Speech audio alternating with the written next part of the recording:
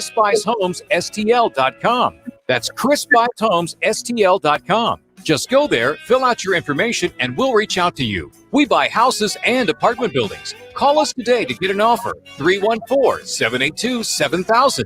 That's 314-782-7000. Or go online to www.chrisbuyshomesstl.com.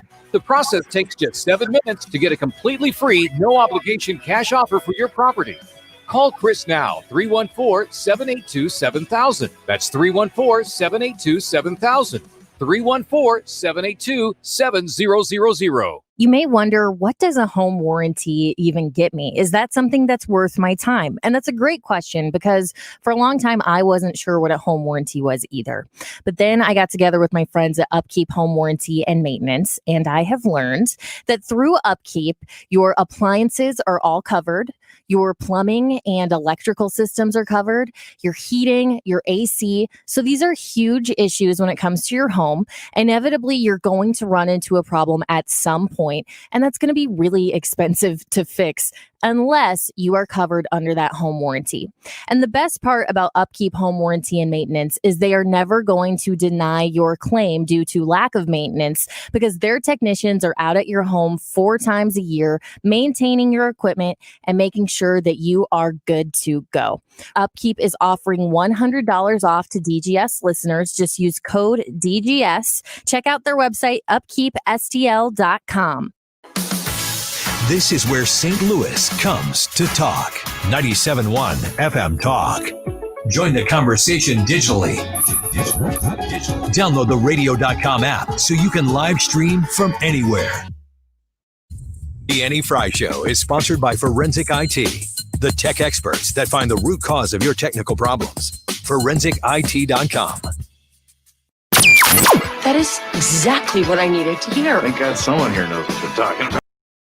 That's right. Gotta love this American ride. You need to take the time and get the full picture. Come on, turn the radio on. It's Saturday and I won't be long. Don't get me wrong, I love the ladies. I mean, they rev my engine, but they don't belong in the newsroom. It is Anchor Man, not Anchor Lady. What do you want from me? I'm not America's sweetheart. Goodness sake, kid. Keep your voice down. Your father's listening to the radio. I'm not America's sweetheart. This is the Annie Frey Show.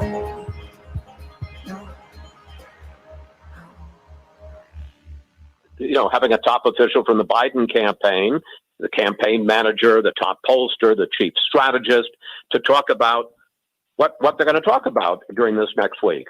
They are not putting anybody out. And at first I thought, well, maybe it's because it's Fox News and they're boycotting us. No, they're not putting anybody out on any of the Sunday shows. Point, I don't understand what's going on here. This is the damnedest thing I've ever seen. You can try, and I understand, and it's worked pretty well, and he continues to lead with what I'll call the basement strategy. I don't think you can hide from now till Election Day. I just don't think it's possible. The basement strategy. That's what Chris Wallace, Chris Wallace, he is quite the Trumper. So I don't know if you can really take that very seriously, but the basement strategy from Joe Biden. I was having a conversation with somebody this weekend, and the question was posed to me. Can you imagine what this election season would look like right now if the media actually reported on it squarely, honestly, not for Trump, not against Biden, as Brian Stelter somehow seems to believe is the case. Just imagine for a second the states that are out there right now that are in play in this election.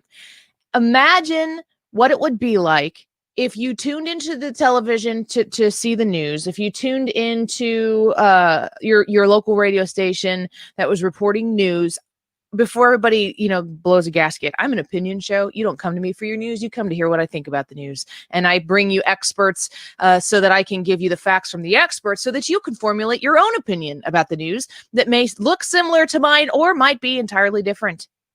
When you go to get news, what do you get? So let me ask you this. I'll poll the audience here and I'll poll the room. If you are watching us right now on our Facebook Live, thank you for joining us. The Annie Frey Show Facebook page, almost to 13,000 likes. So if you didn't mind giving us a like there, we would love that. The Annie Frey YouTube channel, you can watch us and participate in the chat there. And also on Periscope. Go on Twitter at Annie Frey Show. We're streaming live there. Here's a question. And Ryan and Katie, I'm going to ask you guys first. Name one good thing that this president has done, according to the mainstream media, in his 3.5 years as a president. Name one thing that he has been celebrated for. Ooh, according to the mainstream media. Anything. It doesn't even have to be big. He could be a really good golfer. You know how they talk about how well he golfs all the time. My gosh. Name a thing. A thing. One simple accomplishment. One iota of a reason why the United States is a better country because President Trump is here. That the mainstream media has acknowledged. I would very, very vaguely say that he lowered taxes, but I don't even think they've really reported that in a positive light. No, stop it, Ryan. Not what he's done that is good. You're missing the whole point. Yeah. What he's done that the mainstream media has acknowledged, has given him credit for. Name any, when they went through the tax reform, did any Democrats vote for this? No. I don't believe that they did. Maybe when Paul Ryan was running, maybe they had a couple, but it certainly was not a Democrat-led thing. And they were told that this tax reform, they want to undo it. Biden is running on undoing it. He wants to raise the corporate tax. He wants to raise the tax. Everybody is going to have taxes raised under this presidency.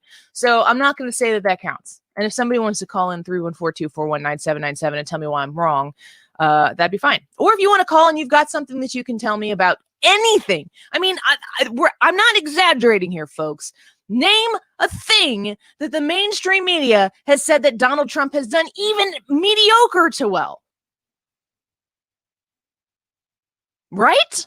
Yeah. Yeah. I mean, there's a general sense that he's not, well, up until coronavirus, that there was some Democrat support for what he was doing with the tariffs on China, but they're not really reporting on that either. And who is giving him credit for it? No, nobody really. That's the point. Yeah. No, it's not about what he's done, because I could go on for hours a day telling you things that this president has done that I think are good for the country. And we could debate those things, but we'd have to have a debate. And I would have to tell you about what good things he has done in order for us to even know to have the conversation. When you pause and think for a hot friggin' second that on August 17th of 2020, that there's not even a single thing that we can talk about that Donald Trump has done well. I could think of multiple things with Obama that he was praised for, and then you get into the punditry of it, and then it gets criticized for maybe not what he did, but how he went about it, because everybody is, back end hurt because of who's the president at the time. I understand that. I cannot think of a single thing that this mainstream media has said, the president has really done a great job here. And if that is the case, then how in the world can anybody say that Donald Trump has to beat Joe Biden in this election? He doesn't. He has to beat the media, folks, because the media is trying to lie to you. The media is trying to beat Donald Trump. And Joe Biden is going to be there holding the bag that says Mr. President on it. And he's going to say, who do I give this to? And then the people are going to say, well, it's yours for now, sir. Seriously, this is what we're facing right now. And, when I was having this conversation with this person, he said, well, of course, there are going to be states that wouldn't possibly go to Trump in the end. Like some states are just going to be out of play, like New York and California and Oregon and Washington. And I said, I don't know about that, because let's pause for a second and acknowledge that this weekend, the NYPD endorsed Donald Trump. That is a big deal. The NYPD has no confidence in Joe Biden and endorsed Donald Trump. If you live in, around, or love somebody who lives in and around New York City right now, and you know that I was just listening to Fox News here before we go on the air, and they're saying that basically the first floor of every building is boarded up because their windows have been broken into or they're going to be broken into. Jeez, Katie, we were just there. Can you imagine the sight of seeing New York City all boarded up like that? Terrifying. And I don't think that you and I would have gone. No, we wouldn't. Absolutely not. No, it's scary. I'm just going to say it. It looks scary. And folks, I'm from St. Louis. So it ain't like this is, like I know I live in the suburbs, but I work downtown St. Louis, and that's where I come from. I've been carjacked in this city, folks. I have lost my car, had it stolen from me at 4:15 in the afternoon while I was 7 months pregnant. So I could go to New York City and teach those people some things. But I don't want to because I'm not stupid. So if you want to look at New York, and plus, how many times have I been going on a rant about Illinois and how the one city up in the Northeast politically corruptly leads the state into the toilet that is not in J.B. Pritzker's house? New Yorkers always comment on that as well, and they're like, we know how you feel. The big city always drowns us down too. I don't know that if you're in New York City right now, and you're seeing the way it's being handled by the biggest moron for mayor that exists in this country, Bill de Blasio, that you're not going, this ain't working for me. And Donald Trump, as much as he's probably hated, he's probably loved in a lot of corners as well in New York. So I don't know if New York would be in play if they continue to be morons about the way that they handle their stuff. Now let's move across the country over to Washington and Oregon. Are they going to go red? No, they're not going to go red. But let's just for a second venture into the land where we are reporting on things fairly. Let's talk about Portland, Oregon. Let's talk about Seattle, Washington. Let's talk about what the president tried to do to stabilize that place. And he was told that it was going to be a summer of love. You were told that. And the media people just repeated it and said, shh. Here in the state of Illinois, the heartland of tyranny, we have Governor J.B. Pritzker is just putting my hometown back in. We're grounded now. We've been sent to our rooms and we're told, stay there and think about what you've done. Starting tomorrow, we revert. I have a friend who was supposed to get married, have her wedding celebration on Saturday. On this Saturday, she has to cancel it because they can't put the capacity of people in there because of J.B. friggin' Pritzker. Are you freaking kidding me right now? So while I look around at the entire country and I think, wow, there are a lot of liberal principles and policies that I completely disagree with, but I understand why people who have had different experiences than I do might have different positions on specific policies than I do. I get it. I can't find a Democratic stronghold in government that makes any sense to a voter. And then I'm like, well, who's your solution for this? And it's Joe Biden. Oh my gosh, you got to be kidding me. And he picks Kamala Harris, who locked up a bunch of people of color, I might add, in California now is just going to be able to comfortably shirk that part of her responsibility to get Joe Biden, the old man, some votes.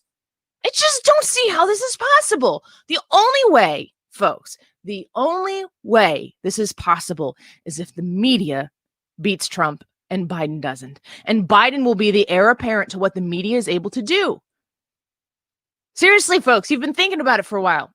Anything at all that this media has given President Trump credit for, anything. Isn't that like when you like we all know this. We talk about it on a regular basis. We know the media hates Trump. We know Trump hates the media. But isn't it amazing that we can't think of a single thing? And in the process of all of this, they have impeached the president. They have fabricated a Russia collusion story where they tried to get the president. They spied on him. And think about this for a hot second, folks. They spied on this president, illegally used the FISA court against the Trump campaign and continued to spy on him. And they still didn't get anything. I think if they spied on me for that long, I'd probably get in trouble for something. And I don't even know what it is.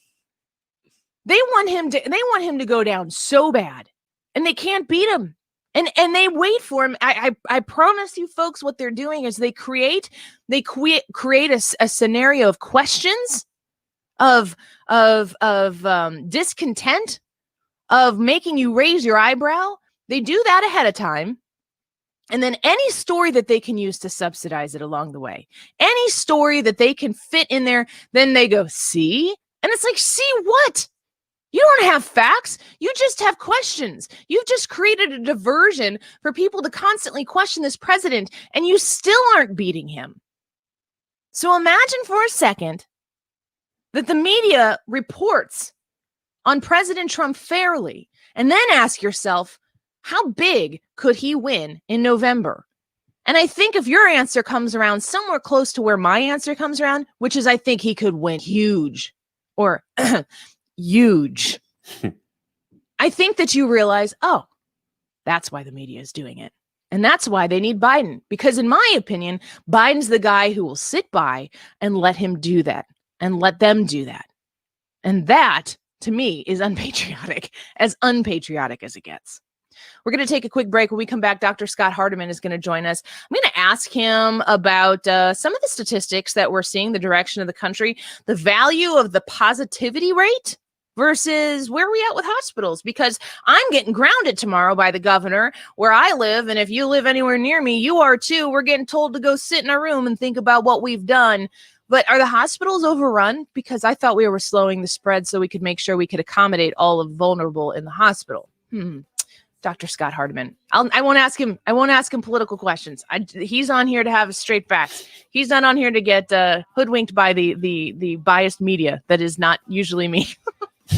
All right, folks. Dr. Scott Hardeman is a physician. Is going to join us and answer your questions as well when we come back. Comment them on the live chat. We'll be back in a minute. I want something to get me through this. Send me some kind of life, baby, baby. I want something. You're listening to the Annie Frey Show. Talk lines are open now at 314-241-9797 or 866-455-9797. Hey guys, Glover here. If you are nearing retirement or already retired, call Thomas Helbig with the Retirement Advisory Group at 314-993-9494. He'll show you how to participate in the market gains without ever losing a penny. Thomas is the official financial advisor of the DGS. Hi, this is Lance Drury. If you have payroll tax problems, you have serious legal problems, you need an attorney. Call 314-260-6120 or toll free 888-367-6512 or visit LanceDruryLaw.com. Get big savings on big names right now at Ambassador Floor in Midwest Floor. I'm Brian McGee. Shop now and save up to 30% off all Shaw floors, including hardwood, carpet, even Tough-Tex. Save 30% off the largest selection of Cortec, the originator of luxury vinyl plank. Plus, we employ over 100 master craftsmen, so your new floors are installed right now. Don't miss 30% off Shaw floors at any of our 4 locations. Experience more in Ambassador Floor and Midwest Floor. Liberty Mutual Insurance Company presents and Doug.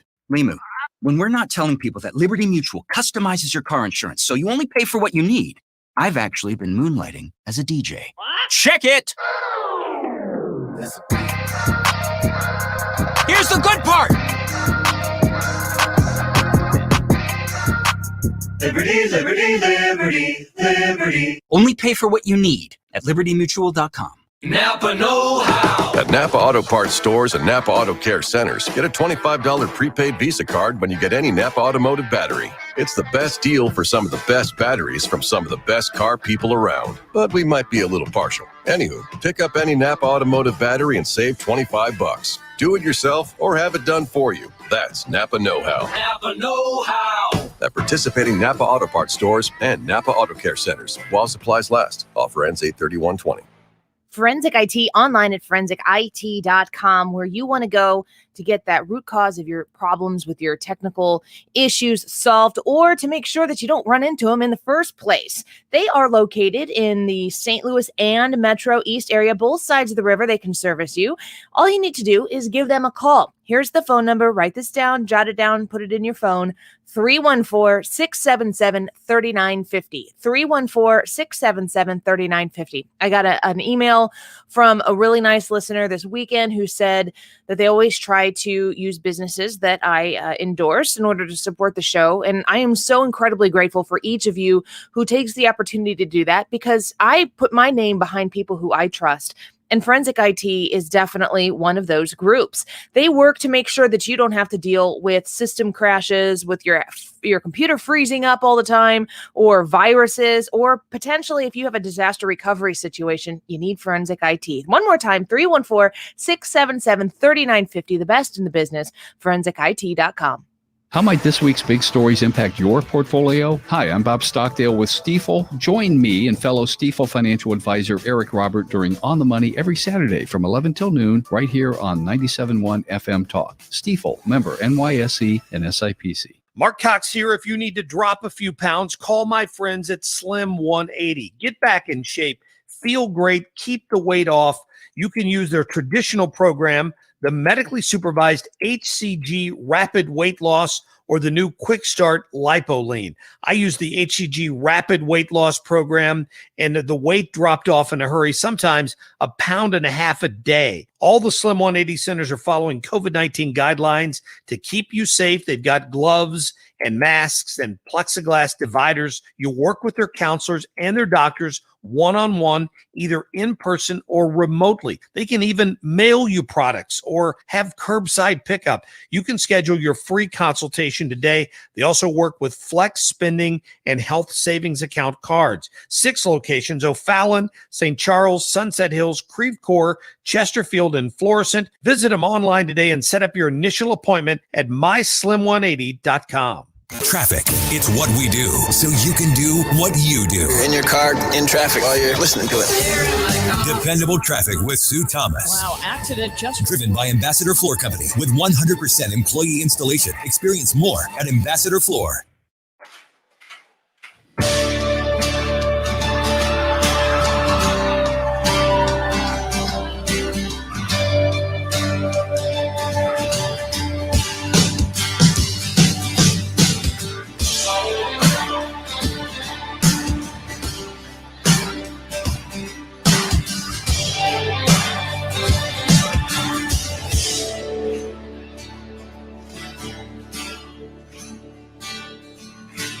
God, I'm on my knees again. God, I'm begging, please again. I need you. Oh, I need you.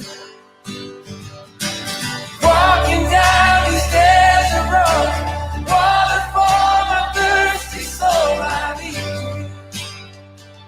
Oh, I need you. Your forgiveness. Welcome back. I figured after my rantiness, I'd take us to church a little bit here. Sorry, guys.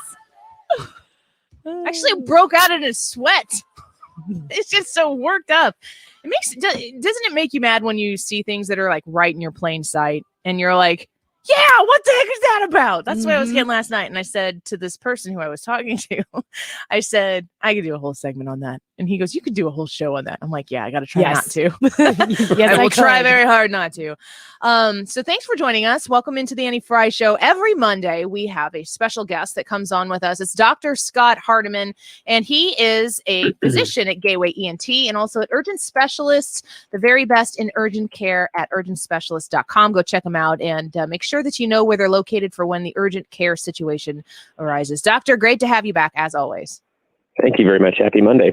Yep, happy Monday. So I was kind of talking about how in the state of Illinois we got grounded and we are going to have to go to our rooms as of tomorrow because we've had, I think it was 3 consecutive days of an 8% plus positivity rate. I won't ask you what you think about that, but you sure are welcome to tell us. I'm more concerned about what the goal is here, because this is what I have people saying to me now on a regular basis. Like, what is the actual purpose of where we are? Like, what is success? Because if we don't know what the goal is, then we don't know how to measure success. It initially was to protect the hospitals and to make sure that we protected the vulnerable, which is why we, 15/30 days to slow the spread. Now it seems to me that if this virus continues to spread and people continue to test positive, that we're taking very drastic measures to make sure that we don't have any more positive cases. That seems to me like a moving of the goalposts. I'm just curious, in your medical opinion, doctor, what is the collective goal that you have seen, maybe from the CDC and in your experience in medicine? Well, you're absolutely right. I think the target has moved a little bit. Early on, it was to flatten the curve and not overwhelm the healthcare system. I think if you ask the local health officials here in St. Louis, they're focusing heavily on sort of the transmission rate, or the R naught, essentially, effectively the number of people that an infected person would infect. And then they also focus on the positivity rate as well.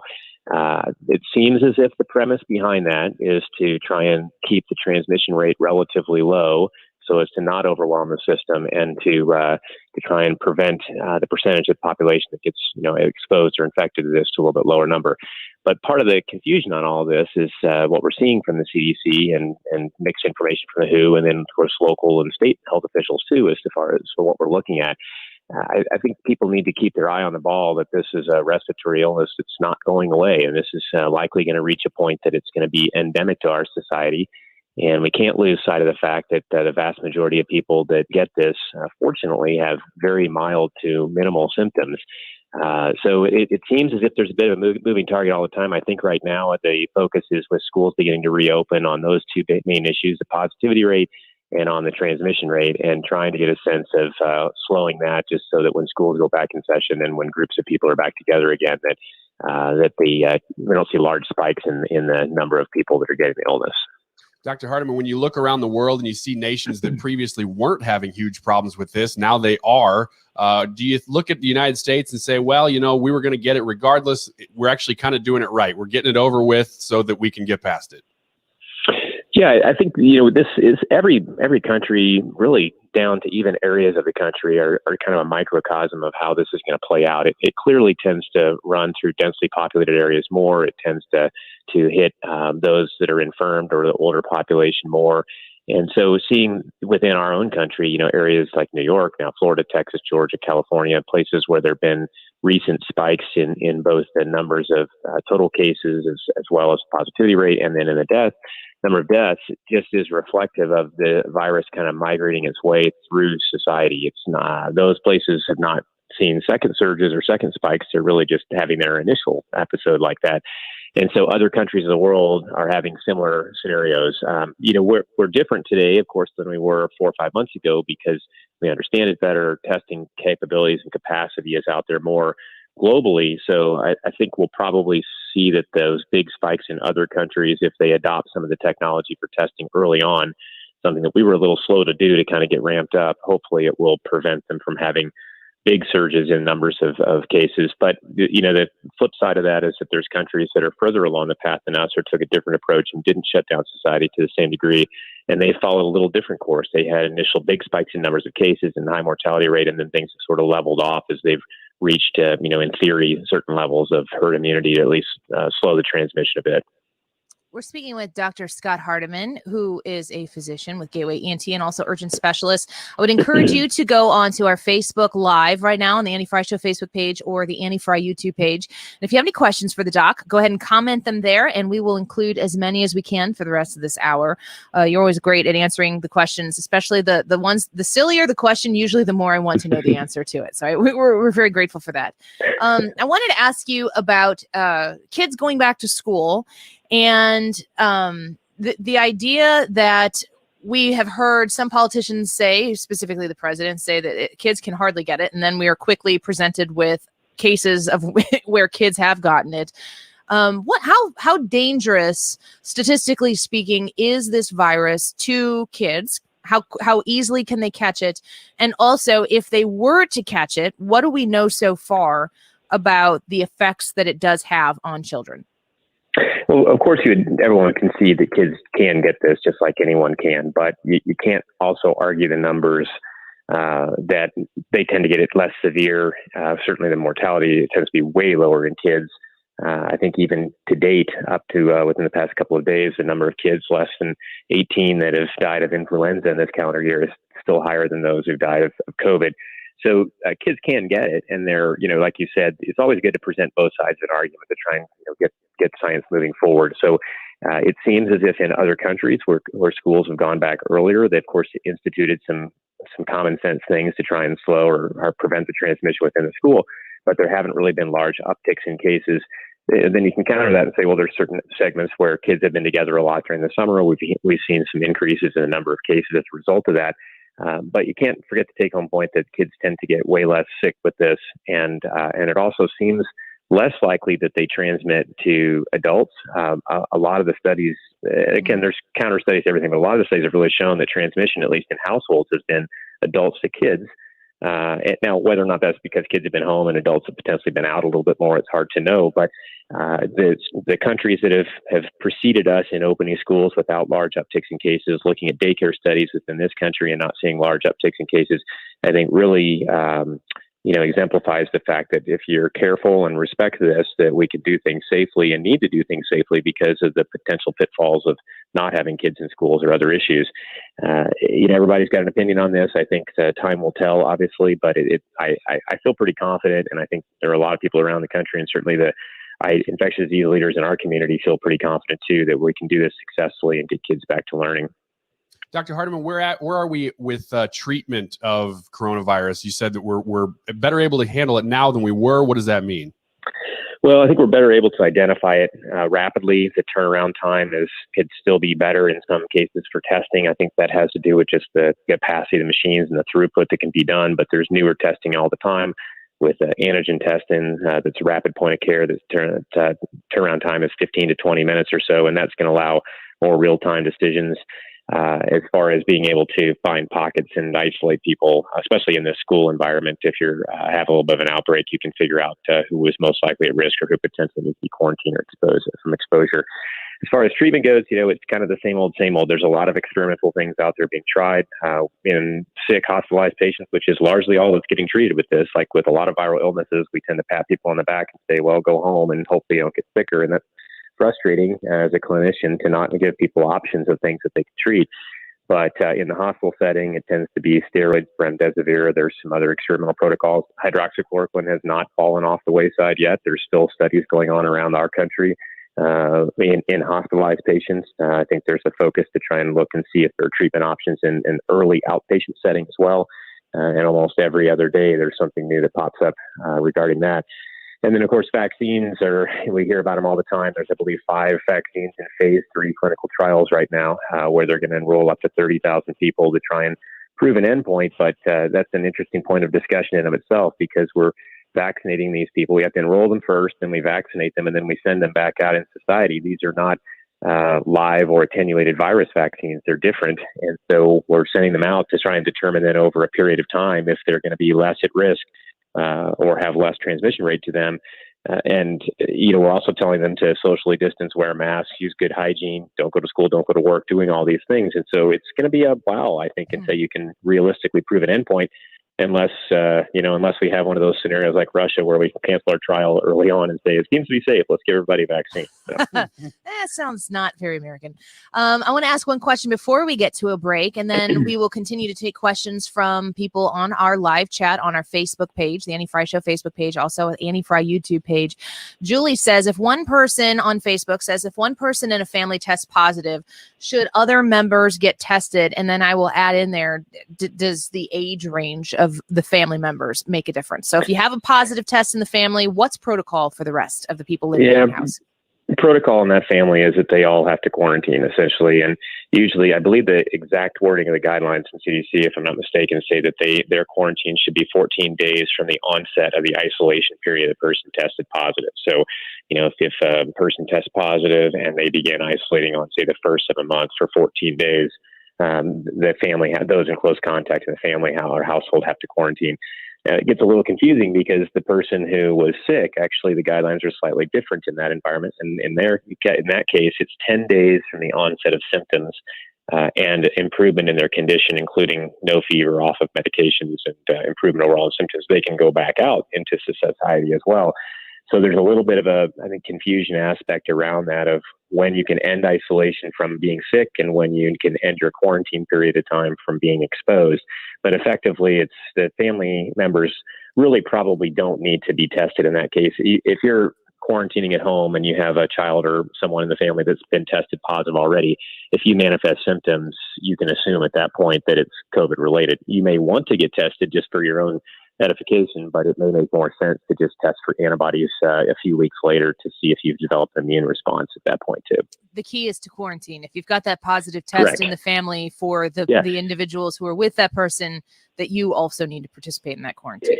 Right. And it's hard, right? I mean, you're asymptomatic largely. You're going to be sitting at home kind of just thinking, boy, I feel pretty good day 8, 9, 10.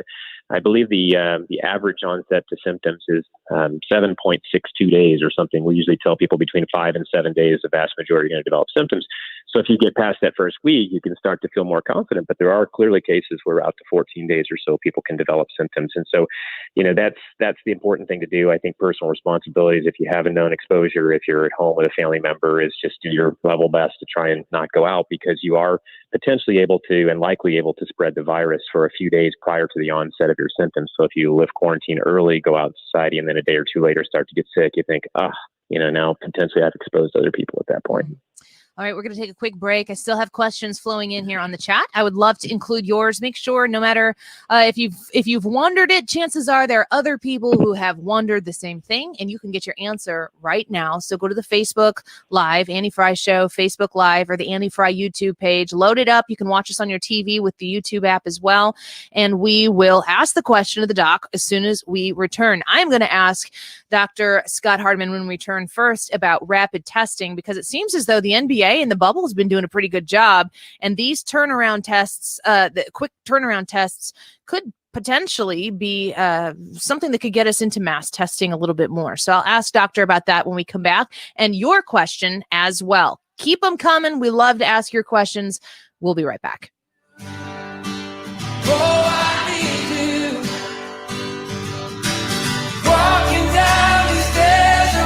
This is the Annie Frey Show.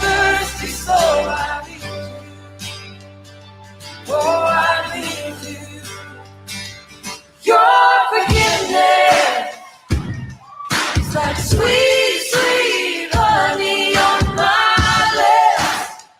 You're listening to the Annie Frey Show live from the Air Comfort Service Heating and Cooling Studio. Save $500 to $1,000 when you upgrade your HVAC system. Spend that tax return wisely and get in your comfort zone. Visit aircomfortservice.com. Hey guys, Glover here with my friends at Window World. Congratulations to the guys. They have been ranked by J.D. Power and Associates best in customer satisfaction with a window and patio door retailer 5 of the last 7 years, have the highest rating possible with the Better Business Bureau, only one of 2 window replacement companies in the country that have the Good Housekeeping seal of approval. They have the lowest prices. They have the best possible terms. They have replacement windows that are just built like tanks. One of their little deals that they do, of course, they always bring it out to your home or place of business so you can see and feel the window. They encourage you to stand on them just to prove how great and durable that they are. They have the best guarantee and warranty in the business. If anything goes wrong, they replace it, no questions asked. Call them at 314-993-1800 or visit windowworld.com. 314-993-1800. windowworld.com. Stewart's American Mortgage, online at stewartsamc.com. He's the guy with the big loan. Call my friend Stewie. If you've got rates in the 4 right now, there's talk about fees being put on to refis. And if you need to get your refi in, just go with Stewie right now. His number is 314-324-4440. Tell him what your situation is, and he will monitor it to make sure that he will lock you in at the lowest rate possible. He definitely knows he's got his finger on the pulse, and he knows the industry, and he has a really, really good eye and ear as to what's going to come, and he's good at making sure that his customers get the very, very best. When you work with Stewart's American Mortgage, you work with Stewie. That's why I give you his personal cell phone number, 314-324-4440. He always does what's best for his customers. He did it for me in October of 2019, and that's why I highly recommend you. From a place of having done business myself, he is the best in the business, and I'm happy to be able to tell you about that. 314-324-4440. Google the Bagel Loan NMLS number 226715. What's your favorite 4-letter word? Chances are you've said it more than a few times with this social distancing, face mask wearing, staying at home world we live in. But at Compass Retirement Solutions, our 4-letter word of choice is hope. Hope for a better tomorrow. Hope that your retirement plans don't take a backseat. You've watched the market drop and maybe your retirement future feels a little uncertain right now. But all hope is not lost. Find out exactly how much risk you're still taking with your investments and find out how you may be able to save big on taxes while the market is down. Find out how having a written retirement plan just might give you the hope you've been looking for. Call the team today to set up a meeting, 314-373-1598, Compass Retirement Solutions, 314-373-1598. And for more on retirement planning, listen to Rethinking Retirement, Saturdays at 8 and 4 and Sundays at 11. Investments and services offered through Compass Retirement Group, a registered investment advisory in Missouri and Illinois. Investing involves risk, including the potential loss of principal. Compass Retirement Solutions does not provide tax advice. For news, entertainment, and information with perspective, national and local. Keep it here or download the app and stream anytime. 97.1 FM Talk at radio.com.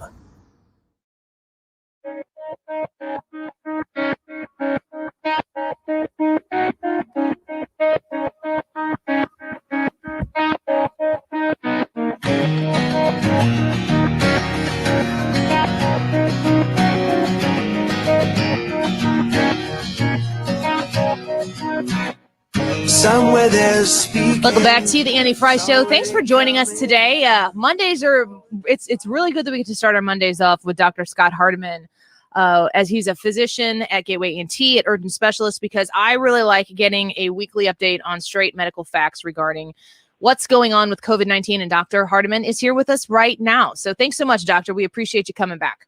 You bet. Thanks. So I don't know how much you've been following the bubble, the NBA bubble, or the disaster that is the St. Louis Cardinals season so far, although they came back with a bang with that first doubleheader. I'm curious about, have you followed the rapid testing procedure that the NBA is doing?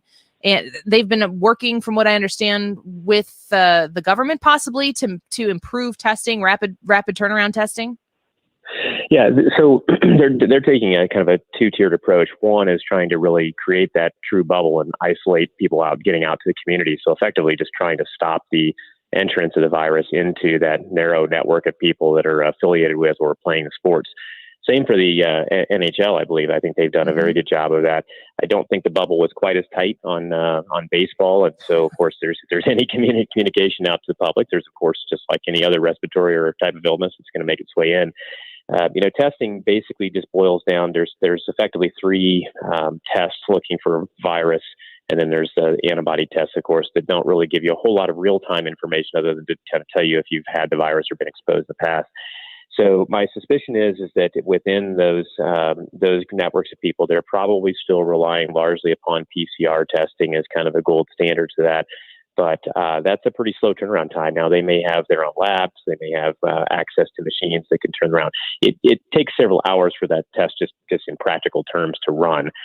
There is a rapid version of a PCR test. It's not quite the same as those longer tests that's produced by the Abbott company that does get utilized in hospitals and in outpatient settings that they may be using. I believe that's probably what they're using in the White House. Coronavirus did make its way into the White House at one point back 2 or 3 months ago as well.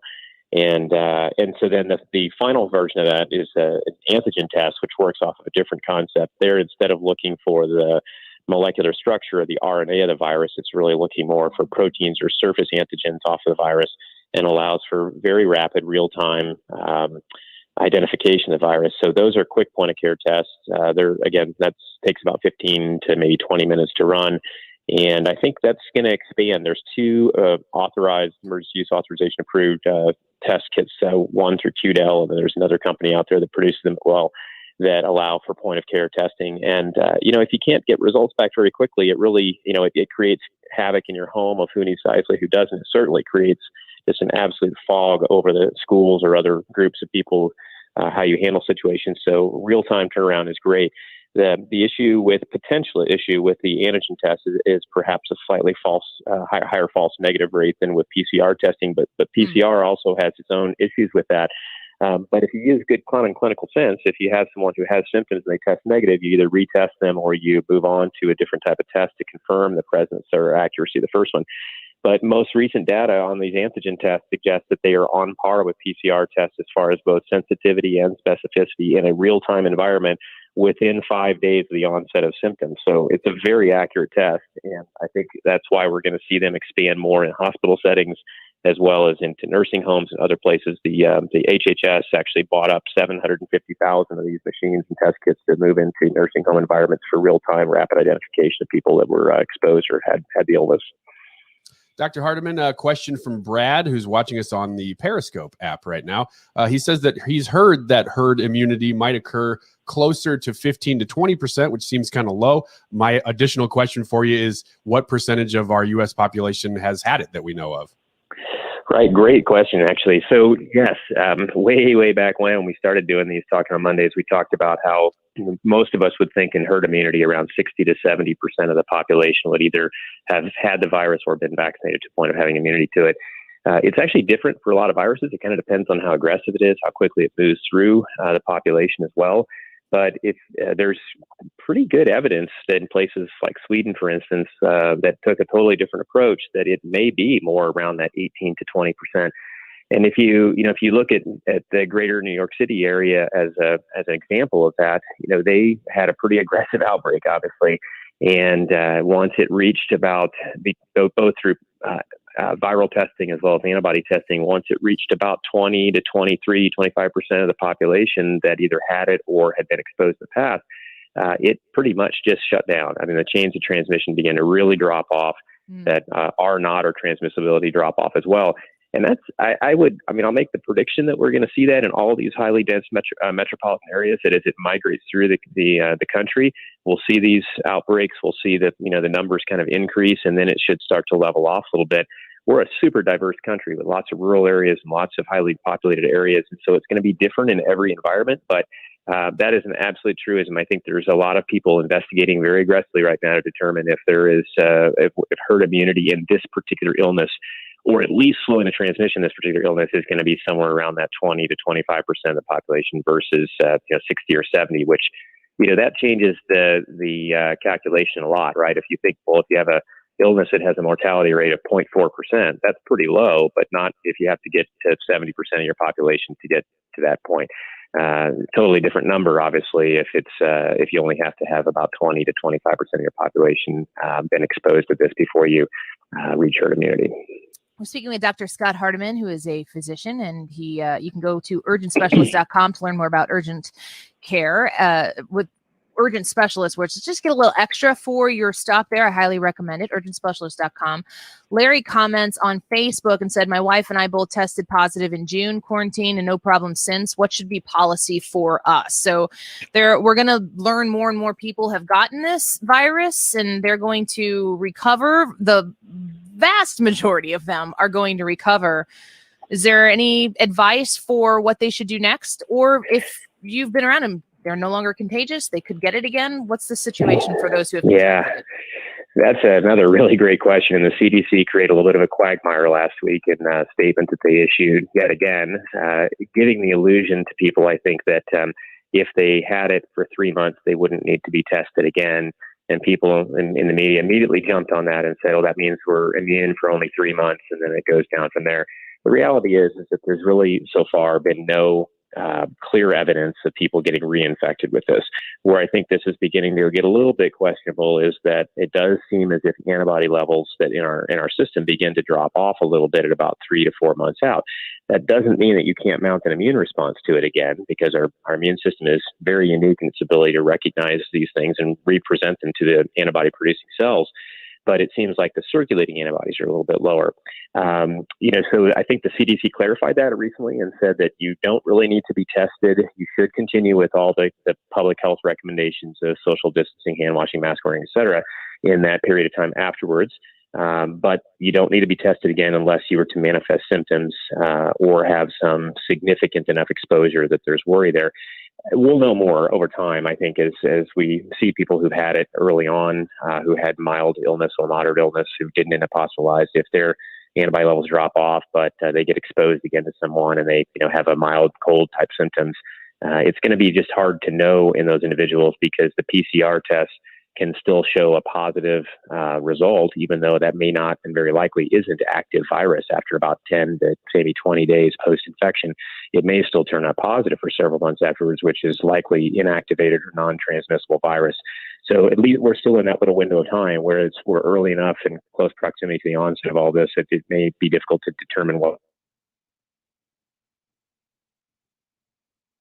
Did we drop him? Did we lose the doctor? Doctor, you still there? Sounds like you're. If I'd had this and then go from there, but be cautious still. Okay, go ahead, Ryan. We are talking with Scott Hardeman, Dr. Scott Hardeman, physician at Gateway ENT and urgent specialist. Doctor, a question from Christopher online says that immunity from COVID is exceptionally strong. Does this mean that a vaccine will more likely be like smallpox or the polio type that's eradicating the disease, or will it be some sort of seasonal partial immunity type like the flu? I think it's probably more likely the latter. The coronavirus, we've not been overly successful in developing the viruses, or vaccines rather, viruses like RSV and the common cold over decades and decades of research. These types of viruses are kind of known to have minor alterations in how they present themselves to our body. Seasonal influenza, a great example of that too. I think it's probably more likely that we'll see mutations or variations in it enough that we may have to alter the vaccine accordingly. But that's part of the issue with the study of this, is to just determine what level of neutralizing antibodies we develop to these vaccines that are being developed right now. Well, Dr. Hardeman, thank you so much for coming on with us today. We really appreciate a lot of other questions being asked. We can't get to all of them today, but that's why we keep having you on. And then information keeps developing from week to week. So I would encourage people to go to urgentspecialist.com to learn more about one of the places that Dr. Hardeman is practicing. We appreciate your time and look forward to talking to you each week. Thank you much. Have a great day. Yep, you as well. We're going to take a quick break here. When we come back, we're going to speak with Stephen Moore, who is a visiting fellow at Heritage Foundation. He has been a financial advisor of President Trump, and we're going to talk to him a little bit about the latest stimulus discussions. Is it going to continue? Are we going to get another stimulus package? Or is Nancy Pelosi just going to be worried about the post office? Oh, and we'll talk to Judge Napolitano about the post office at 1:40. Stick around. A lot more Annie Frey Show headed your way. It's already coming in. The Med Spa at the Institute of Natural Health understands how difficult it is to maintain healthy skin and how much this can affect someone's life. With the right combination of treatments and products, they can help you keep your skin looking healthy and more youthful, while also reducing and preventing damage. Take your first step towards healthy skin at the Med Spa at the Institute of Natural Health. Visit them at inhstl.com or call to schedule at 314-293-8123. That's 314-293-8123. Do one thing to protect the environment. It all starts with just one thing. New innovations are happening all the time with recycled products. One company has created a new sustainable packaging technology which allows liquids to be packaged in paper products and are completely free of plastics. This first-of-its-kind paper-based bottle is made from sustainably sourced wood pulp and can be completely recycled with other paper. Look for these bottles early next year. It all starts with one thing. Find tips and more at onethingus.com. What's your one thing? Thomas Helbig of the Retirement Advisory Group is the retirement coach that you need. If you are nearing retirement, you need to make sure that you can participate in those market gains, but that you don't have to fret if there are market losses. He can help you with all that, set you up for great success. You've worked so hard to get to this point anyway. You've worked so hard to save money, even when it meant you had to sacrifice significantly in other areas of your life. And now you're getting to that point that you've been waiting for so long. You're in your late 50s, maybe your early 60s or mid 60s, and you see retirement right around the corner, and you want to make sure that it's going to be there for you just as you intended. Thomas Helbig at the Retirement Advisory Group is just the guy to get you there. If you would like a no-cost, no obligation retirement review with Thomas Helbig, here's the number that you need to call to get your reservation. 314-993-9494. That's 314-993-9494. Thomas is so excited to help you, and he's been so excited to help so many other Annie Frey Show listeners in the past. Why don't you join him? Online at retirementkey.com. Decision 2020 is here at 971talk.com/election and at radio.com. Brought to you by Air Comfort Service Heating and Cooling on 97.1 FM Talk.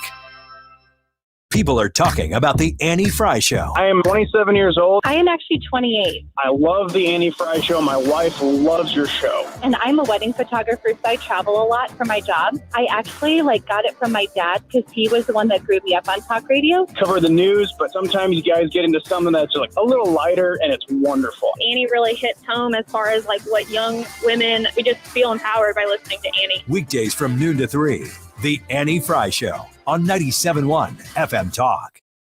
Critical thinking for critical times. The free exchange of ideas. This is 97.1 FM Talk. Download the radio.com app and stream the station. KFTK FM Florissant. K254CR St. Louis. Driven by the Bommarito Automotive Group. 97.1 FM Talk. A radio.com station.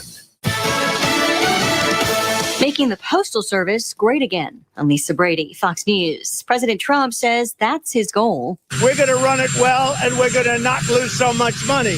He denies Democrat claims that he's trying to sabotage mail-in voting, which is expected to rise significantly because of the pandemic. The president continues to claim that mass mailing of ballots risks widespread fraud. We have to be very, very careful. We have a very big election coming up.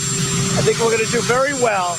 And I want to make sure the election is not stolen. And so does everybody else. The House Speaker wants lawmakers to block pre-election changes by the new Postmaster General and is expected to call lawmakers back from the August recess to work on a bill. The president has said he'll support funding for the Postal Service if Democrats offer concessions in the stalled talks on a coronavirus relief package. A short time ago, the president arriving in Minneapolis condemning the violence and looting that erupted during protests over the death of George Floyd under a police officer's knee in Minneapolis. It's the first of 4 trips the president plans this week as Democrats hold their national convention. A series of virtual events replacing the traditional gathering that was planned in Milwaukee. Instead, Joe Biden and Kamala Harris will speak in Wilmington later this week. Speakers to kick off the event tonight include former First Lady Michelle Obama and a high-profile Republican, former Ohio Governor John Kasich, who ran for president in 2016.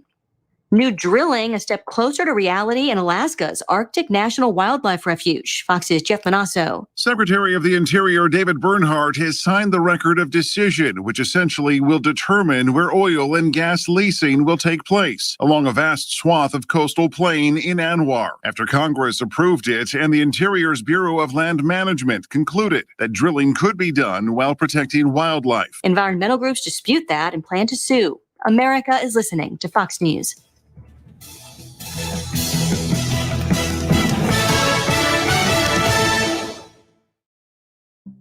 At Fisher Investments, we do things differently, and other money managers don't understand why. Because our way works great for us. But it may not work for your clients. That's why Fisher Investments is a fiduciary, obligated to put clients first. It's the highest standard for a financial advisor. So what do you provide? Cookie cutter portfolios like the rest of us? No cookie cutter portfolios here. Fisher Investments tailors portfolios to meet each client's goals and needs. But you do sell investments that earn you high commissions, right? And make commissions when you make trades for your clients? No, Fisher Investments doesn't sell any commission investment products, and we never earn commissions on trades. So what's in it for you? Fisher Investments fees are structured so we do better when our clients do better. When it comes to helping clients achieve a comfortable retirement, we're clearly different. Visit FisherInvestments.com to find out why investors like you switch to us. Fisher Investments, clearly different money management. Investments in securities involve the risk of loss.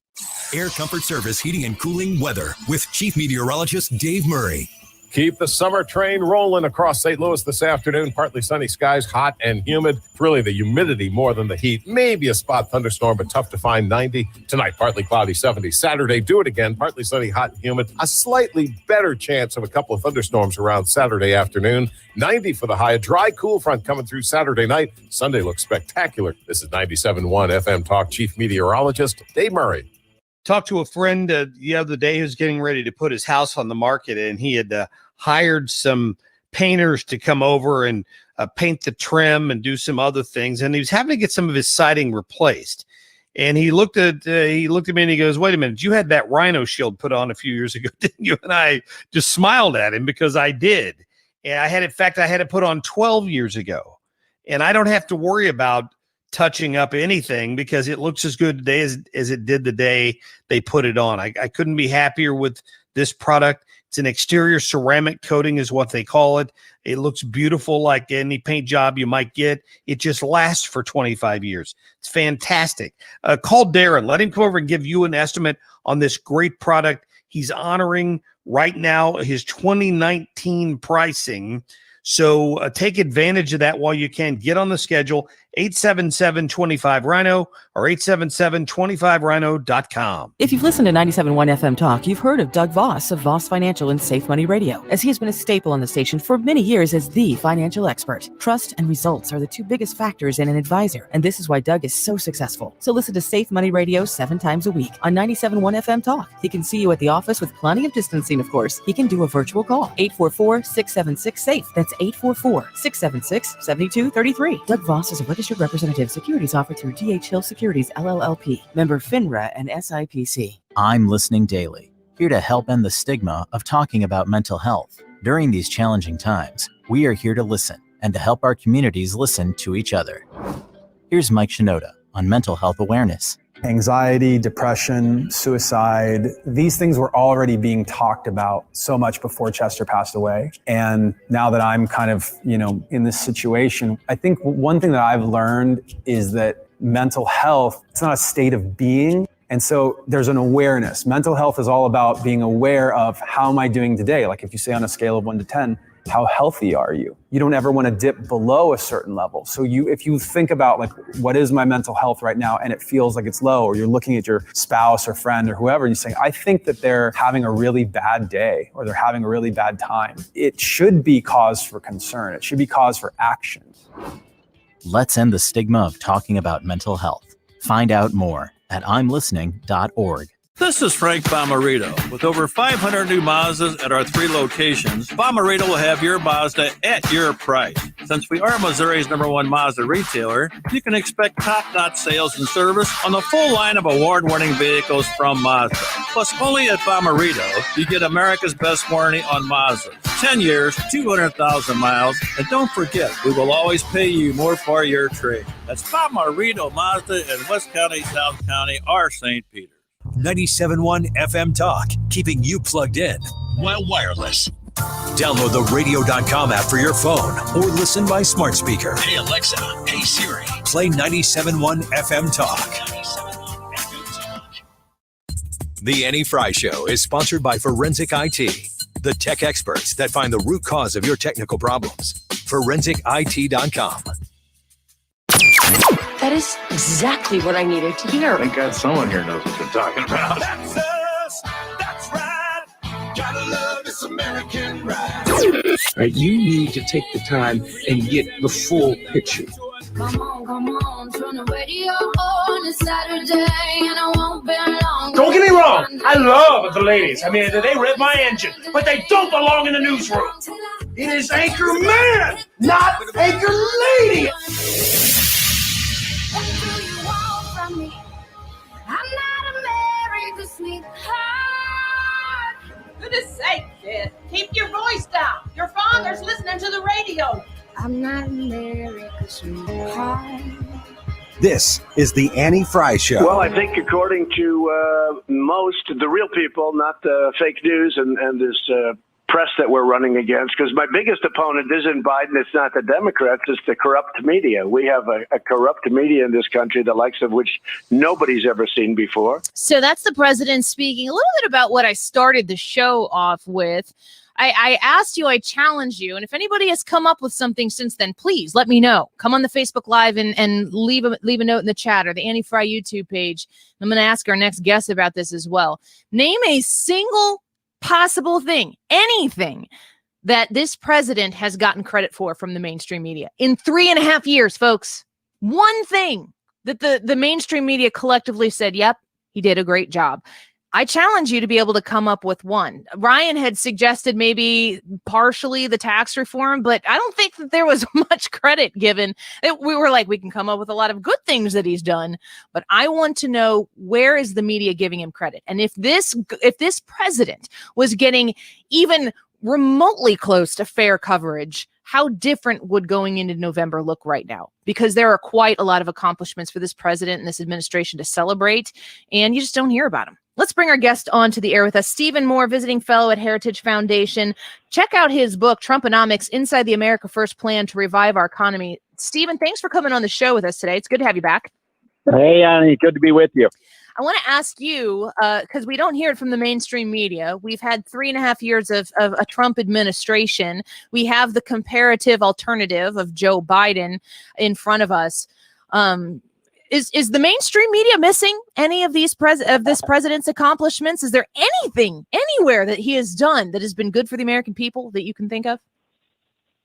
Well, I was thinking when you were asking that a couple minutes ago, and I was racking my brain. I mean, there have been so many accomplishments. I mean, hundreds of accomplishments by this president. And I was trying to think if there's any one of them. I mean, the deregulation. I think Ryan is wrong, with all due respect, about the tax cut. I mean, obviously, that was a huge, huge accomplishment. I mean, it had turned around the economy big time. But Ryan, I just don't think the media disparages it. They act as, oh, it's just a big tax cut for the rich people. And so, it's just hard to find much of anything.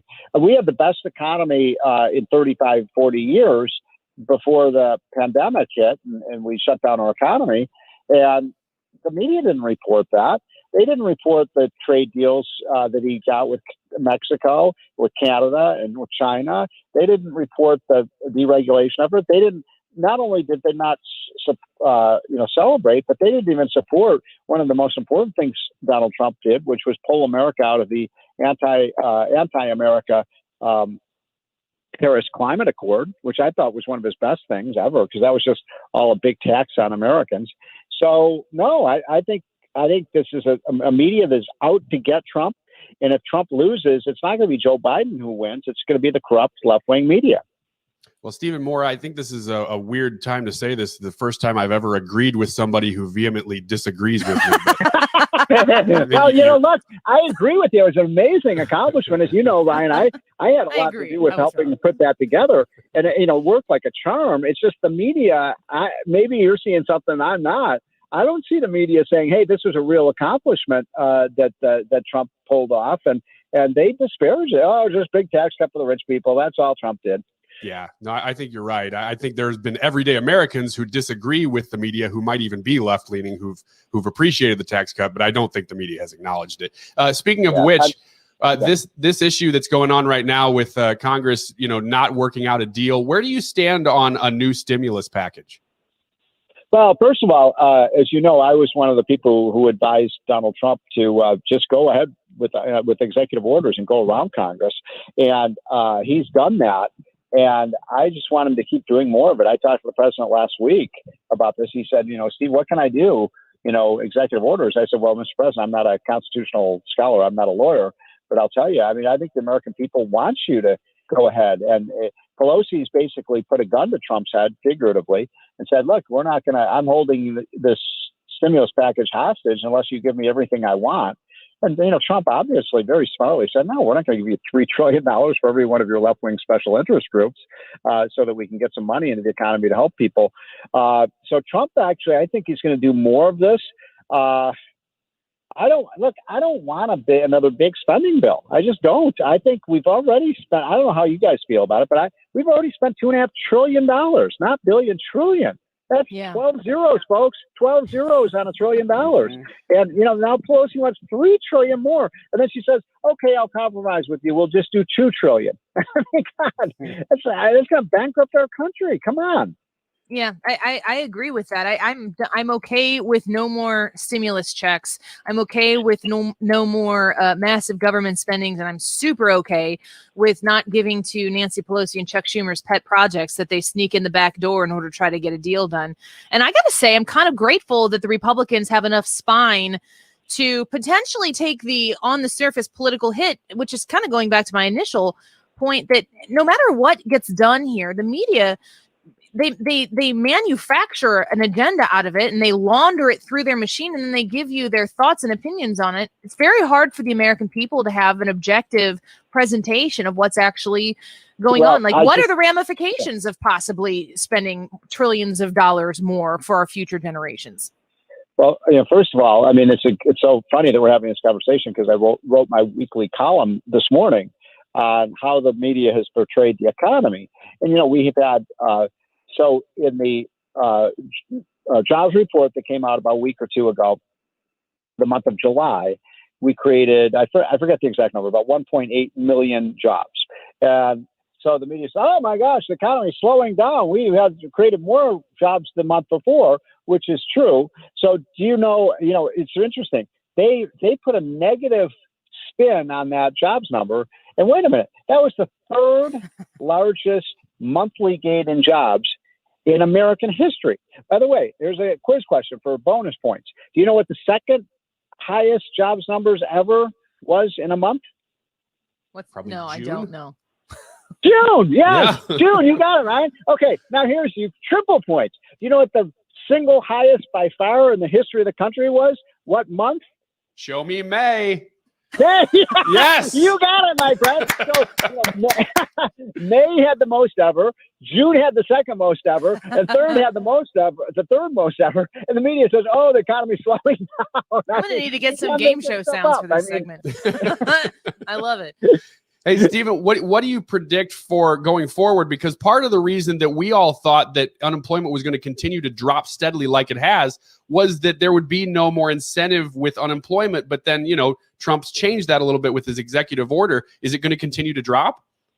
So that's a great question, too. So, this is another thing that's not been widely reported. We had it in our newsletter, our Prosperity Hotline, which I know you guys read every day on Friday, where we noted that when those jobs reports came out on the unemployment claims, it was amazing that we saw a big drop off in the number of people collecting unemployment and signing up for new unemployment benefits. And then you think, gee, why did that happen? Then, oh, yeah, because they reached the stalemate, we went from $600 a week unemployment extra benefits to zero temporarily. So guess what people did?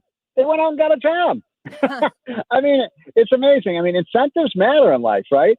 And liberals think that stimulating the economy is giving people more unemployment benefits.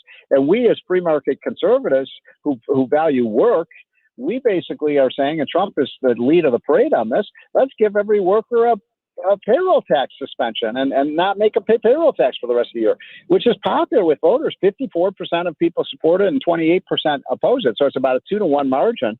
And Pelosi doesn't want to do that. So I really applaud Trump going forward, saying, look, Pelosi, if you're not going to do it, I'm going forward. Sue me. If you want to sue me, sue me. I want to see this, Annie. I want to see Pelosi suing Donald Trump for giving every single working man and woman in America a 7% pay raise. I want to see that. Yeah, you'd have to have the media cover it for people to know it's the tree falling in the woods. Like if this type of stuff happens and nobody covers it, then it doesn't really have the political ramifications that the Republicans. Well, that's why people like you and Ryan have an important voice in our movement, because if it weren't for conservative talk radio and Fox News and some of these others, I don't think we'd be able to get this message out to people. Really, I mean, I think you guys have such an important voice of saying, look, I've been covering coronavirus for the last 4 months. I think 70% of what's reported on coronavirus is just flat out false. False. They will not report good news on coronavirus. The fact that the death rates are starting to fall again. The fact that hospitalizations are falling. The fact that new caseloads have plateaued. We've flattened the curve. And I don't know. I don't know about there in Illinois and in Missouri whether you're getting that, but on the East Coast you never see that story. No, we don't. And I'll tell you too, JB Pritzker has just shut down. He's divided Illinois into 11 regions, and my region, which is the Metro East, just the east side of the Mississippi River from St. Louis. As of tomorrow, we've been grounded. We will be sent to our rooms to think about what we have done, and limiting commerce, closing different types of establishments early, and limiting the capacity with which people can, patronize different places. He's done it again. And I gotta say, I don't care if you're a Republican or a Democrat. If you're in a blue state like Illinois or New York or New Jersey or Connecticut or California, you got to be getting really sick of this crap. I mean, honestly, it's getting so burdensome that I think everybody should be looking at their ballot and maybe scratching their head and reconsidering their usual vote this November. Well, Annie, especially because of what's been going on. I mean, it is a disgrace, a total disgrace. What is going on in Chicago?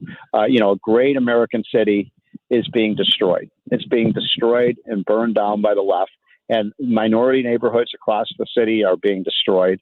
and nobody is standing up to these bullies and criminals and hoodlums. It's just, I'm aghast. I truly am. I cannot understand how you can let liberals, burn down, the Magnificent Mile in Chicago on Michigan Avenue. I mean, the stores are all now boarded up, and now half the stores are saying we're leaving, we're out of here.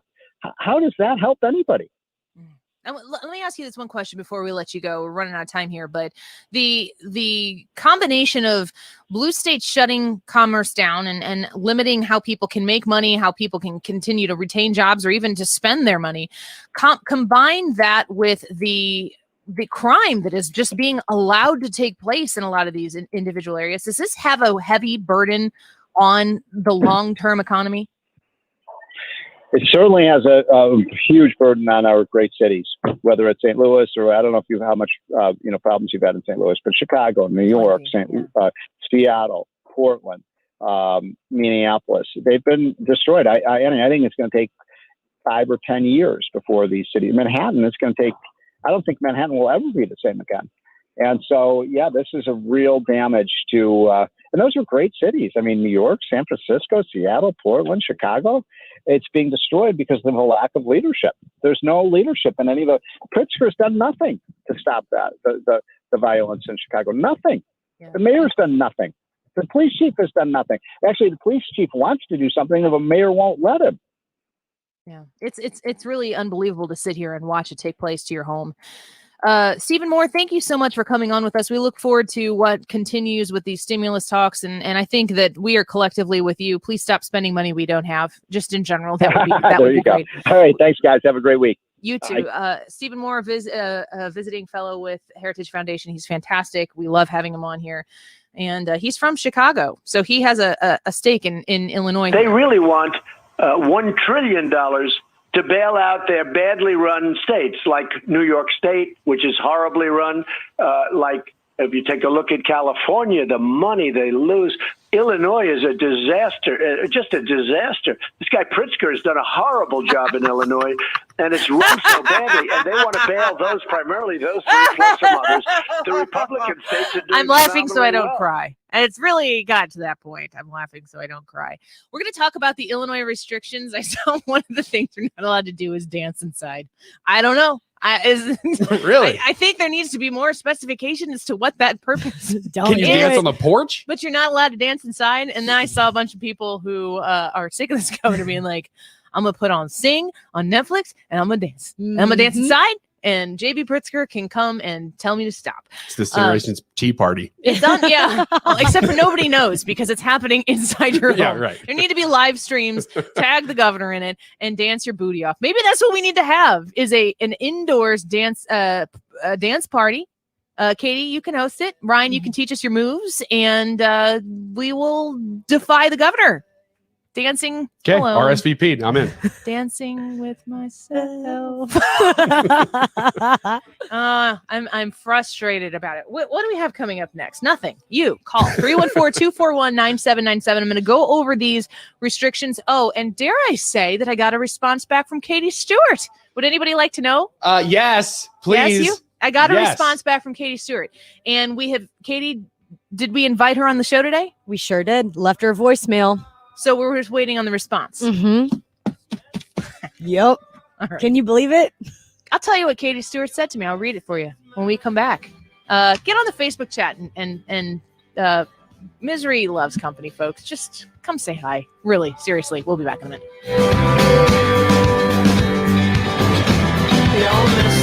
You're listening to The Annie Frey Show. Talk lines are open now at 314-241-9797 or 866-455-9797. Luck be on my side tonight. Hey guys, Glover here. If you are nearing retirement or already retired, call Thomas Helbig with the Retirement Advisory Group at 314-993-9494. He'll show you how to participate in the market gains without ever losing a penny. Thomas is the official financial advisor of the DGS. If you have IRS issues, explore all your options. But before you send money to some out-of-town company, make a smart decision and call the Lance Drury Law Firm for a free confidential appointment. Hi, this is Lance Drury with the Lance Drury Law Firm. Think about it. What will you do if you send thousands of dollars to an out-of-town company that doesn't resolve your issues, then stops returning your calls? You'd probably call a lawyer. Look, IRS issues are serious legal matters, and the Lance Drury Law Firm can often save you thousands if you call us. We're right here in St. Louis, and since we're a local law firm with an A-plus rating with the BBB, I've already helped hundreds of Missouri residents resolve payroll tax issues, wage levies, bank levies, and tax liens. So call me, a tax resolution attorney, Lance Drury at 314-238-7360, or go to Lance, DRURY law.com. Remember, if you have IRS issues, you have legal issues. You need an attorney. You need the Lance Drury Law Firm. The choice of a lawyer is an important decision and should not be based solely upon advertisements. Michael's Flooring Outlet online at michaelsflooringoutlet.com has all of the flooring answers to your questions, first of all, because they have the very best experienced staff when it comes to knowing what might suit your space best, or if you have a look. This is the way I work. If I'm doing home reno or something, I don't really know any of the tech behind it. And of course, technology behind a lot of the stuff that you can put in your house is changing all the time. And the last time you had to purchase it could be 10, 20, whoever knows how many years ago. They can say, okay, you want it to look like hardwood? Well, here are some great opportunities for you. They have a lot of really amazing waterproof opportunities that you can check out, and they can help you learn about how easy they are to clean and maintain, and great if you have kids, grandkids, or pets running around the house. They can set you up with what you need. And I'm going to tell you this right now, you're going to get a fantastic value at Michael's Flooring Outlet. Also, if you're looking for the Mohawk Smart Strand, Forever Clean Arrow, and Revwood Plus flooring, they have amazing opportunities for you there as well. If you're in the business right now, if you're in the market for flooring, go to Michael's Flooring Outlet. You won't be disappointed. Online at michaelsflooringoutlet.com. Get big savings on big names right now at Ambassador Floor and Midwest Floor. I'm Brian McGee. Shop now and save up to 30% off all Shaw floors, including hardwood, carpet, even Tough Tex. Save 30% off the largest selection of Cortec, the originator of luxury vinyl plank. Plus, we employ over 100 master craftsmen, so your new floors are installed right now. Don't miss 30% off Shaw floors at any of our 4 locations. Experience more in Ambassador Floor and Midwest Floor. It's one thing to be stuck in your house due to COVID-19. It's another thing to be stuck with a house. We have good news for homeowners listening throughout St. Louis. Chris Buys Homes in St. Louis is still buying houses. More importantly, we offer sellers a completely virtual selling process that maintains social distancing standards. Sell your home now. Call Chris today and get a cash offer in just 7 minutes. Call 314-782-7000. Can't collect rent? Not a problem. We buy My Tenant Won't Pay Me the Rent houses as well as vacant houses. We buy houses as is and deal with any situation. If you own a house and want to sell it fast at a fair price, call Chris today and get your house sold. 314-782-7000. That's 314-782-7000. 314-782-7000. Hey guys, Glover here from my friends at ARCA, Assisted Recovery Centers of America. So alcohol and opioid addiction is a huge problem in America, as you know. And with the coronavirus, it's become even worse. Just know that there is help right here in our community. Call ARCA at 314-645-6840 or visit arcamidwest.com. Everything is professional, everything is compassionate, and everything is private. That's arcamidwest.com for help. Real news, real discussion. I love hearing people that can just talk about differentiated things, you know? It's happening here, where St. Louis comes to talk. 97.1 FM Talk.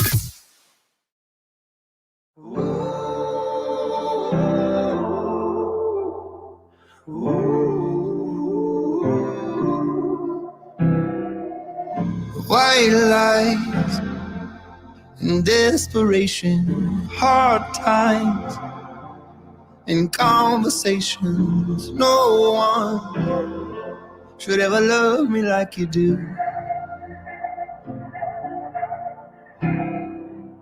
Sometimes my bad decisions define my false suspicions. No one should ever love me like you do. While I'm on this road, You take my hand somehow. You really love who I really am. I push you away, still you won't let go. You grow your roses on my bare soul. Who am I to be loved by you? But they really want $1 trillion to bail out their badly run states, like New York State, which is horribly run. Like if you take a look at California, the money they lose. Illinois is a disaster. It's just a disaster. This guy Pritzker has done a horrible job in Illinois, and it's run so badly. And they want to bail primarily those three plus some others. The Republican states are doing phenomenally well. I just found out right now that Pritzker is in East St. Louis and is supposed to do a 1:30 press conference. So I really hope that his people were listening to our show while they were in town. Oops. You know, I'm sitting down here. I'm in Southern Illinois. He doesn't even know that Southern Illinois exists. They probably put him on a private jet. He's probably in East St. Louis because it's right by Sauget. And he just gets out and he's like, am I in Illinois? This doesn't look like Illinois. And then he goes out and he says his thing. And then he gets back in and he goes back to Chicago, which is where he stays. He doesn't even go to Springfield. He probably thinks, oh, am I down south? Am I in Peoria? Yeah, give me a break. So Pritzker's people are here. So if they heard me, you guys are welcome on the show anytime. You can be on before or after Katie Stewart, so explain to me how many times we have invited Katie to come on the show. A lot. We've invited them a lot. Yes. Is my state representative in Illinois. She is in the 112th district. And she's being challenged by Lisa Champoli, who I wholeheartedly support. And I cannot wait for my opportunity to vote for Lisa for some honest to goodness representation in the 112th in the state of Illinois so that we can push it back against Mike Madigan. Mike Madigan's the problem, folks. We've been trying to get Katie on for some time, intermittently. I know state politics isn't everybody's favorite thing.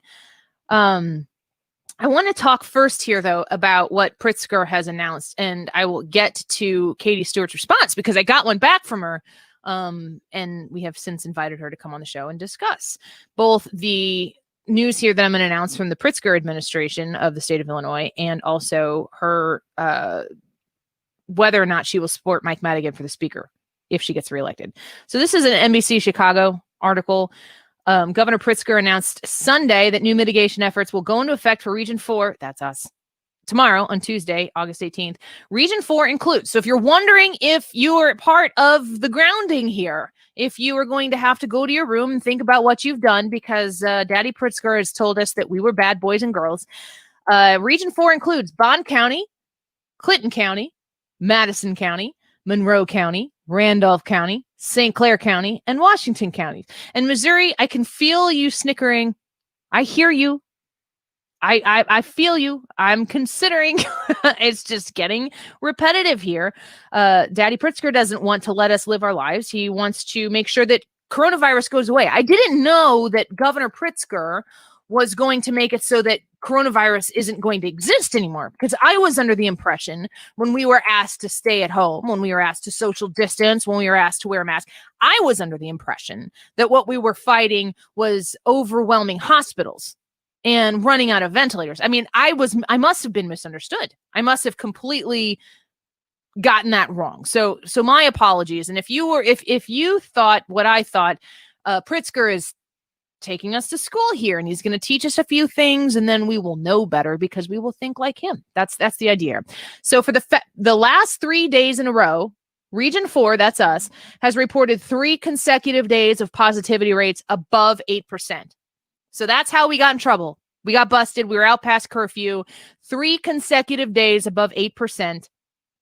And this is what I personally love, the political language here. Automatically triggering the new restrictions under the state's regional mitigation plan announced last month by the governor and put through JCAR, which is a rules committee, which basically had 12 people on it. 6 said, no, we're not doing this your way. And 6 said, yes, we are. And a tie goes to the winner of the governor race the last time we had it. So Pritzker wins and he gets his rules. As we said, we're not being governed by laws. We're being governed by rules. And the ruler is J.B. Pritzker. So they say this automatically triggers. Doesn't that feel very passive to you, Ryan? Like, oh, well, they just automatically go into effect. Yeah, as if they had nothing to do with it. Like, well, these were here when we got here, so I guess that's what happens. Exactly. Bologna sausage. NBC 5 Chicago says those new restrictions include the closing of bars, restaurants, and casinos in the region by 11 p.m. So the good news here is that we figured out how to give COVID a curfew as well. So this is actually a great development that we have now said, COVID, you can ransack the region for Bond, Clinton, Madison, Monroe, Randolph, St. Clair, and Washington County. You can be here until 11, but after 11, you go home because, as my dad always told me when I was growing up, nothing good happens after 11. And COVID has now been put in its place. So if you are an owner or a patron of a bar or a restaurant or a casino in Region 4, 11 p.m. is when COVID goes to bed and your employees and your patrons go to bed. So that's the new rule there. The closing of all party buses. Did I not get invited to the rampant party bus situation going on right now? Oh, yeah. Like 95% of all COVID cases come from party buses. Out of control. In the Metro East specifically. Like, it's so significant that we have to identify the part. We have a party bus epidemic in Region 4. Everybody's going to want to come to Region 4 now. Yeah. Clearly. Because you can't get Uber anymore, so everybody's taking party buses. Party bus? Well, not anymore, or at least not after 11. Wait, the closing of all party buses and the reduction of gathering sizes to 25 people or 25% of room capacity, whichever is lower. That's just rude. That's like, oh, look at this crazy bruise I have. Oh, does it hurt when I do this? And then you stick your finger right in the middle of it. Oh my gosh. Oh gosh, this just makes me so mad. It makes me crazy because you have the common sense to see how stupid this is. And I have a hunch. I'm just inferring, I'm just thinking that the Metro East in the state of Illinois, all of Illinois, there's Chicago and then there's Southern Illinois, which is everything that's not Chicago, folks. There's Southern Illinois. I think the Metro East has started to be a little bit of a thorn in the governor's side. I think we've been bad. I think we're being told to shut up and go to your room and think about what you've done. And I was grounded all the time. That might come as a surprise to y'all, but when I explain, it's because if I felt like I was correct and my parents were not, that I didn't understand, I should have kept my mouth shut. And so I argued. My parents didn't play like that, so I spent a lot of time being grounded. I was actually a really good kid, except for my smart mouth. And look at me now, Dad. Look at me now. Oh my gosh. Is Governor talking yet? Not yet. He's going to be talking here in about a minute or two. He's in East St. Louis, and he's going to talk to us a little bit about this. Real quick while I continue to push through this. The new restrictions remain in effect for 14 days, and if the numbers don't begin to improve, if you haven't learned your lesson, my parents, when I was little, gave me demerits. That we've talked about this before. We got a quarter a chore, and if we got a demerit, which was like for talking back or not doing what you're told or something, you got a demerit, which cost you a quarter. And there were weeks where I ended up owing money. We'll talk about that later. But if the numbers don't begin to improve, if your demerits stack up and outweigh the positives here, more measures, including the closing of indoor bars and dining, could be implemented. So I really hope that COVID does what it's told and obeys the curfew. The region adjacent to St. Louis has frequently been mentioned by Pritzker in press conferences as one of the areas of the state where the positivity rate has been climbing in recent weeks. And if you paid attention to Twitter over the weekend, I would invite you to come and follow me on Twitter at Annie Frey Show. I'm pulling this tweet up because this weekend, Governor Pritzker had decided it was time to call out you folks on the other side of the river, the freedom side of the river, the Missouri side of the river. He decided it was time to, tell people what's up, what they need to do. It's not enough to control everything that we do in the state of Illinois. It's got to be more than that. He's got to make sure that he gives you all the direction and all the restrictions as possible. So he said, Missouri, this is Pritzker talking, Missouri may be more open today, but if you cross the border and let your guard down, you're putting the future of the Illinois economy at risk. My heavens, Missouri is now responsible for the disaster that is the Illinois economy. Do you see why I'm crazy? Do you see why I need therapy?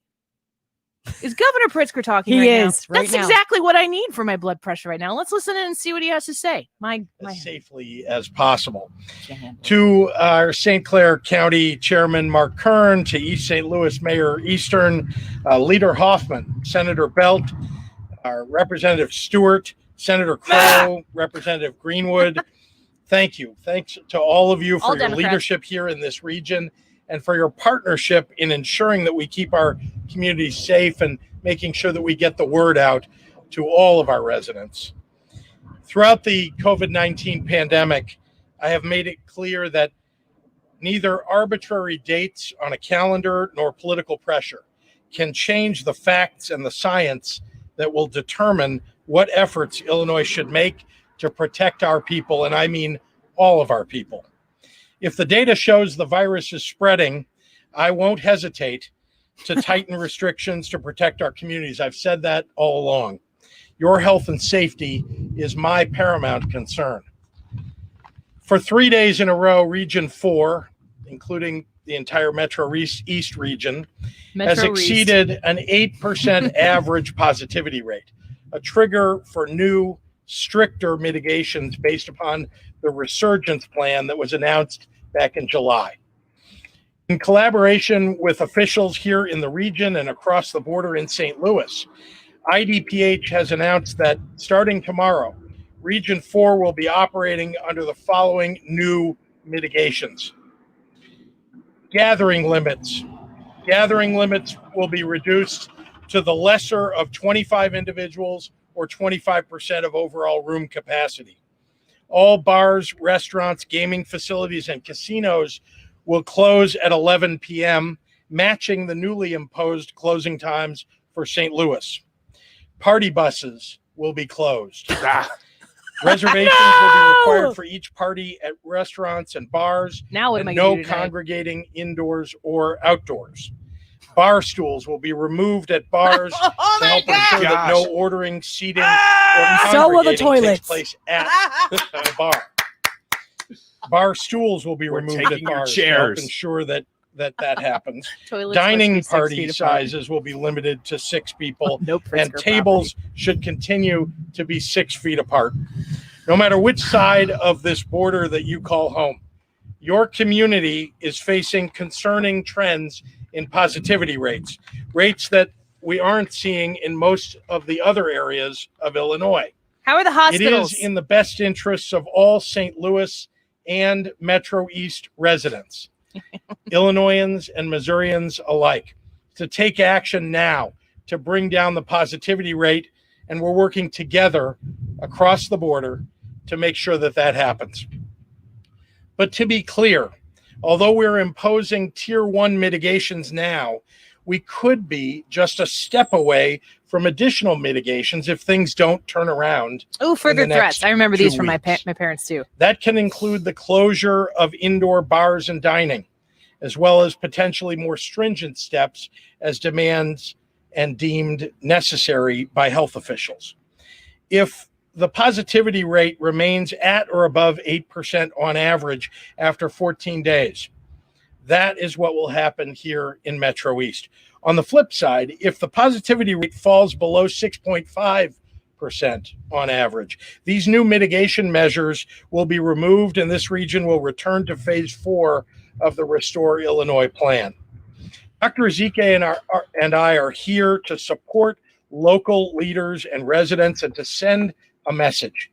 If you haven't been taking this seriously yet, now is the time to start. Ryan, I think that was for you. Wear a mask to maximize the chance that really children can have for him to go after you like that, Ryan. This fall. Okay, Maintain all right. 6 feet. It's weird how he refers to this area as not Chicago.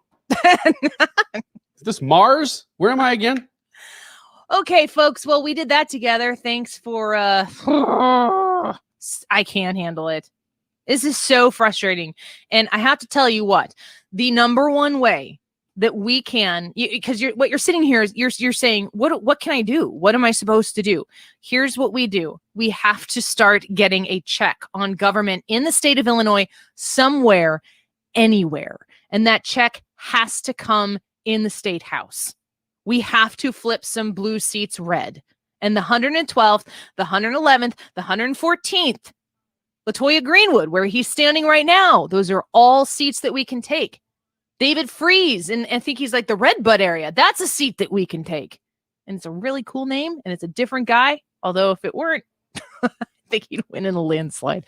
All right, we're going to take a quick break. When we come back, Judge Napolitano is going to join us because I hate it when I like turn on the news in the weekend and there's a news scandal that I have to like figure out like where did this even come from? The post office. What's going on with the post office? Judge Napolitano will talk to us about the legal situation surrounding that, the president, the Democrats, what's going on. And we'll also continue to follow up with this Pritzker press conference and my response from Katie Stewart. Stick around. A lot still coming on the Annie Frey Show in just a minute. Last night, confidence was shaking. You're listening to the Annie Frey Show live from the Air Comfort Service Heating and Cooling Studio. In addition to heating and cooling, Air Comfort Service also offers indoor air quality, water heater and AeroSeal duct sealing services. Get in your comfort zone with aircomfortservice.com. Hey, Tim Jones here from my great friends at Universal Windows Direct. Are you looking to make a lasting investment in your home? Do your windows need a facelift? Do you want to say, I love my windows too? Time to treat yourself and call Universal Windows Direct. Why? Their windows are affordable. They are energy efficient, and they come with a warranty that lasts as long as you own your home. How can you beat that? You can't. Universal Windows Direct windows will enhance the look, the feel of your home, save you tons of money on your energy bills. And if you think you can't afford new windows, think again. Call now for this exceptional offer. Buy one window, get one free, no limits to that, plus 0 payments and 0 interest for 12 months. Give them a call, 314-696-5909. That's 314-696-5909. Or anytime 24/7, you can click universalwindowsdirect.com.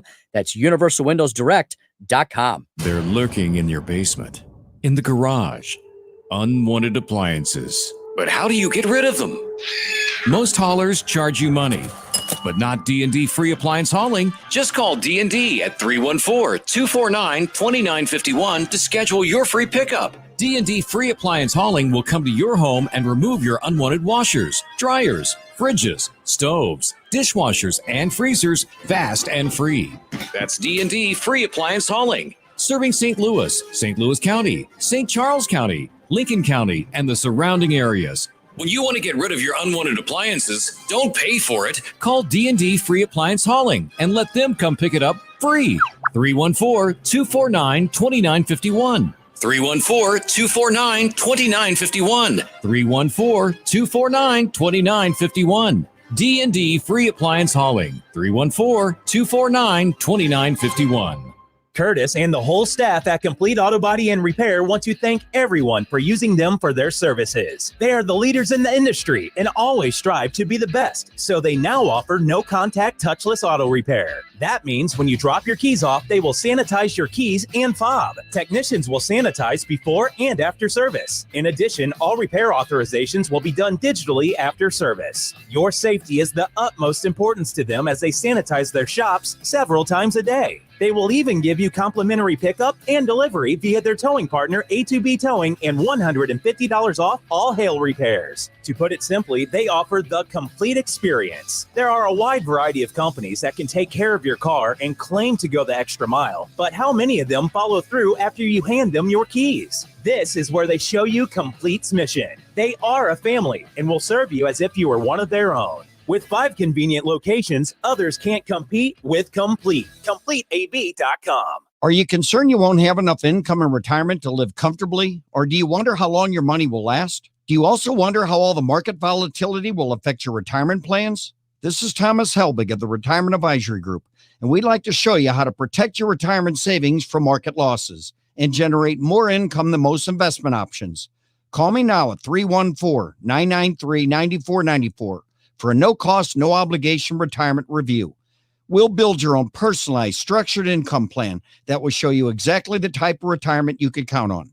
And just for coming in, you'll get a copy of my second edition book, Your Key to a Worry-Free Retirement. This book covers everything I teach in my live educational events. I've been helping retirees and pre-retirees to and through retirement for 33 years. Call me now, 314-993-9494, or online at retirementkey.com. Once again, that's 314-993-9494, or online at retirementkey.com.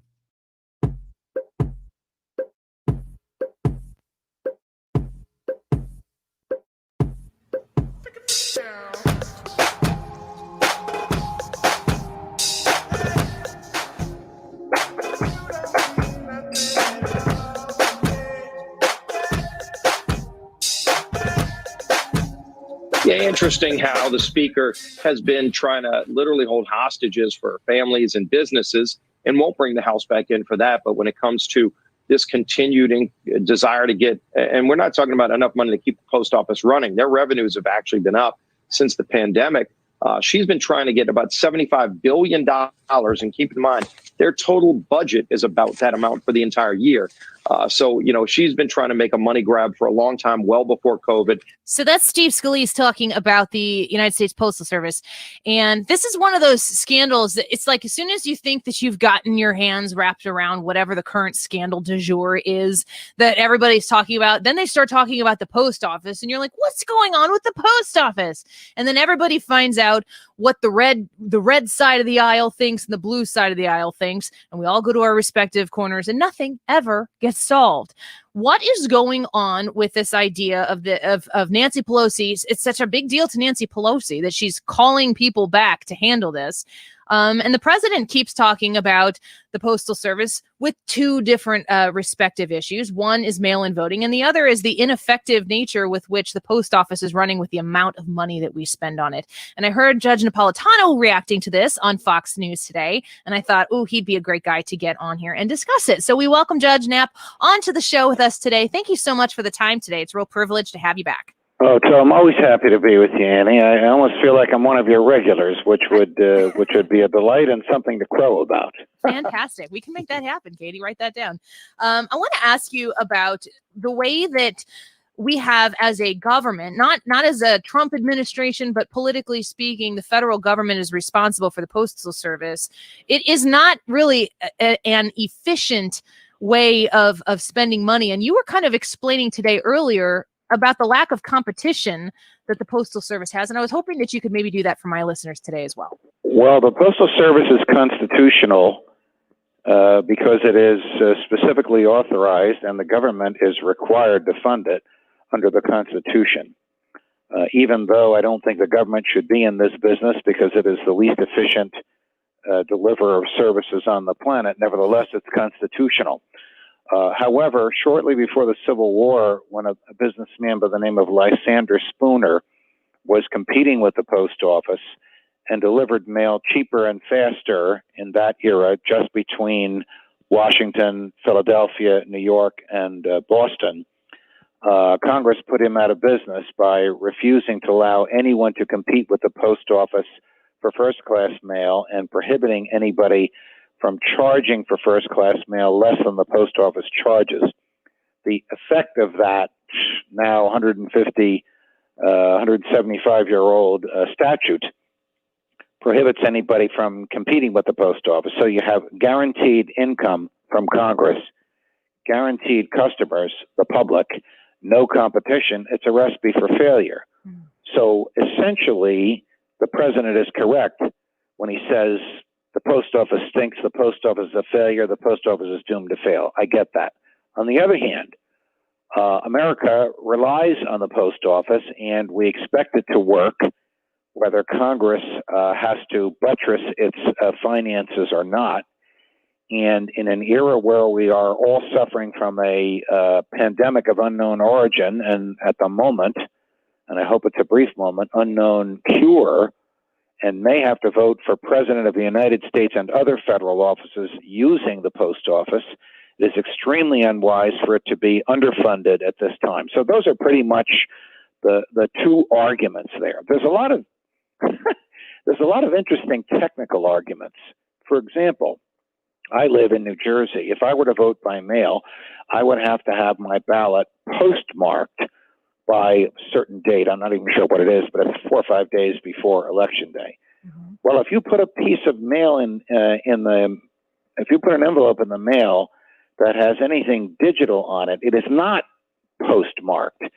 It is recorded digitally by the post office, and there is no proof of when you mailed it, other than in the post office's own records of when they swiped the digital code that's on there.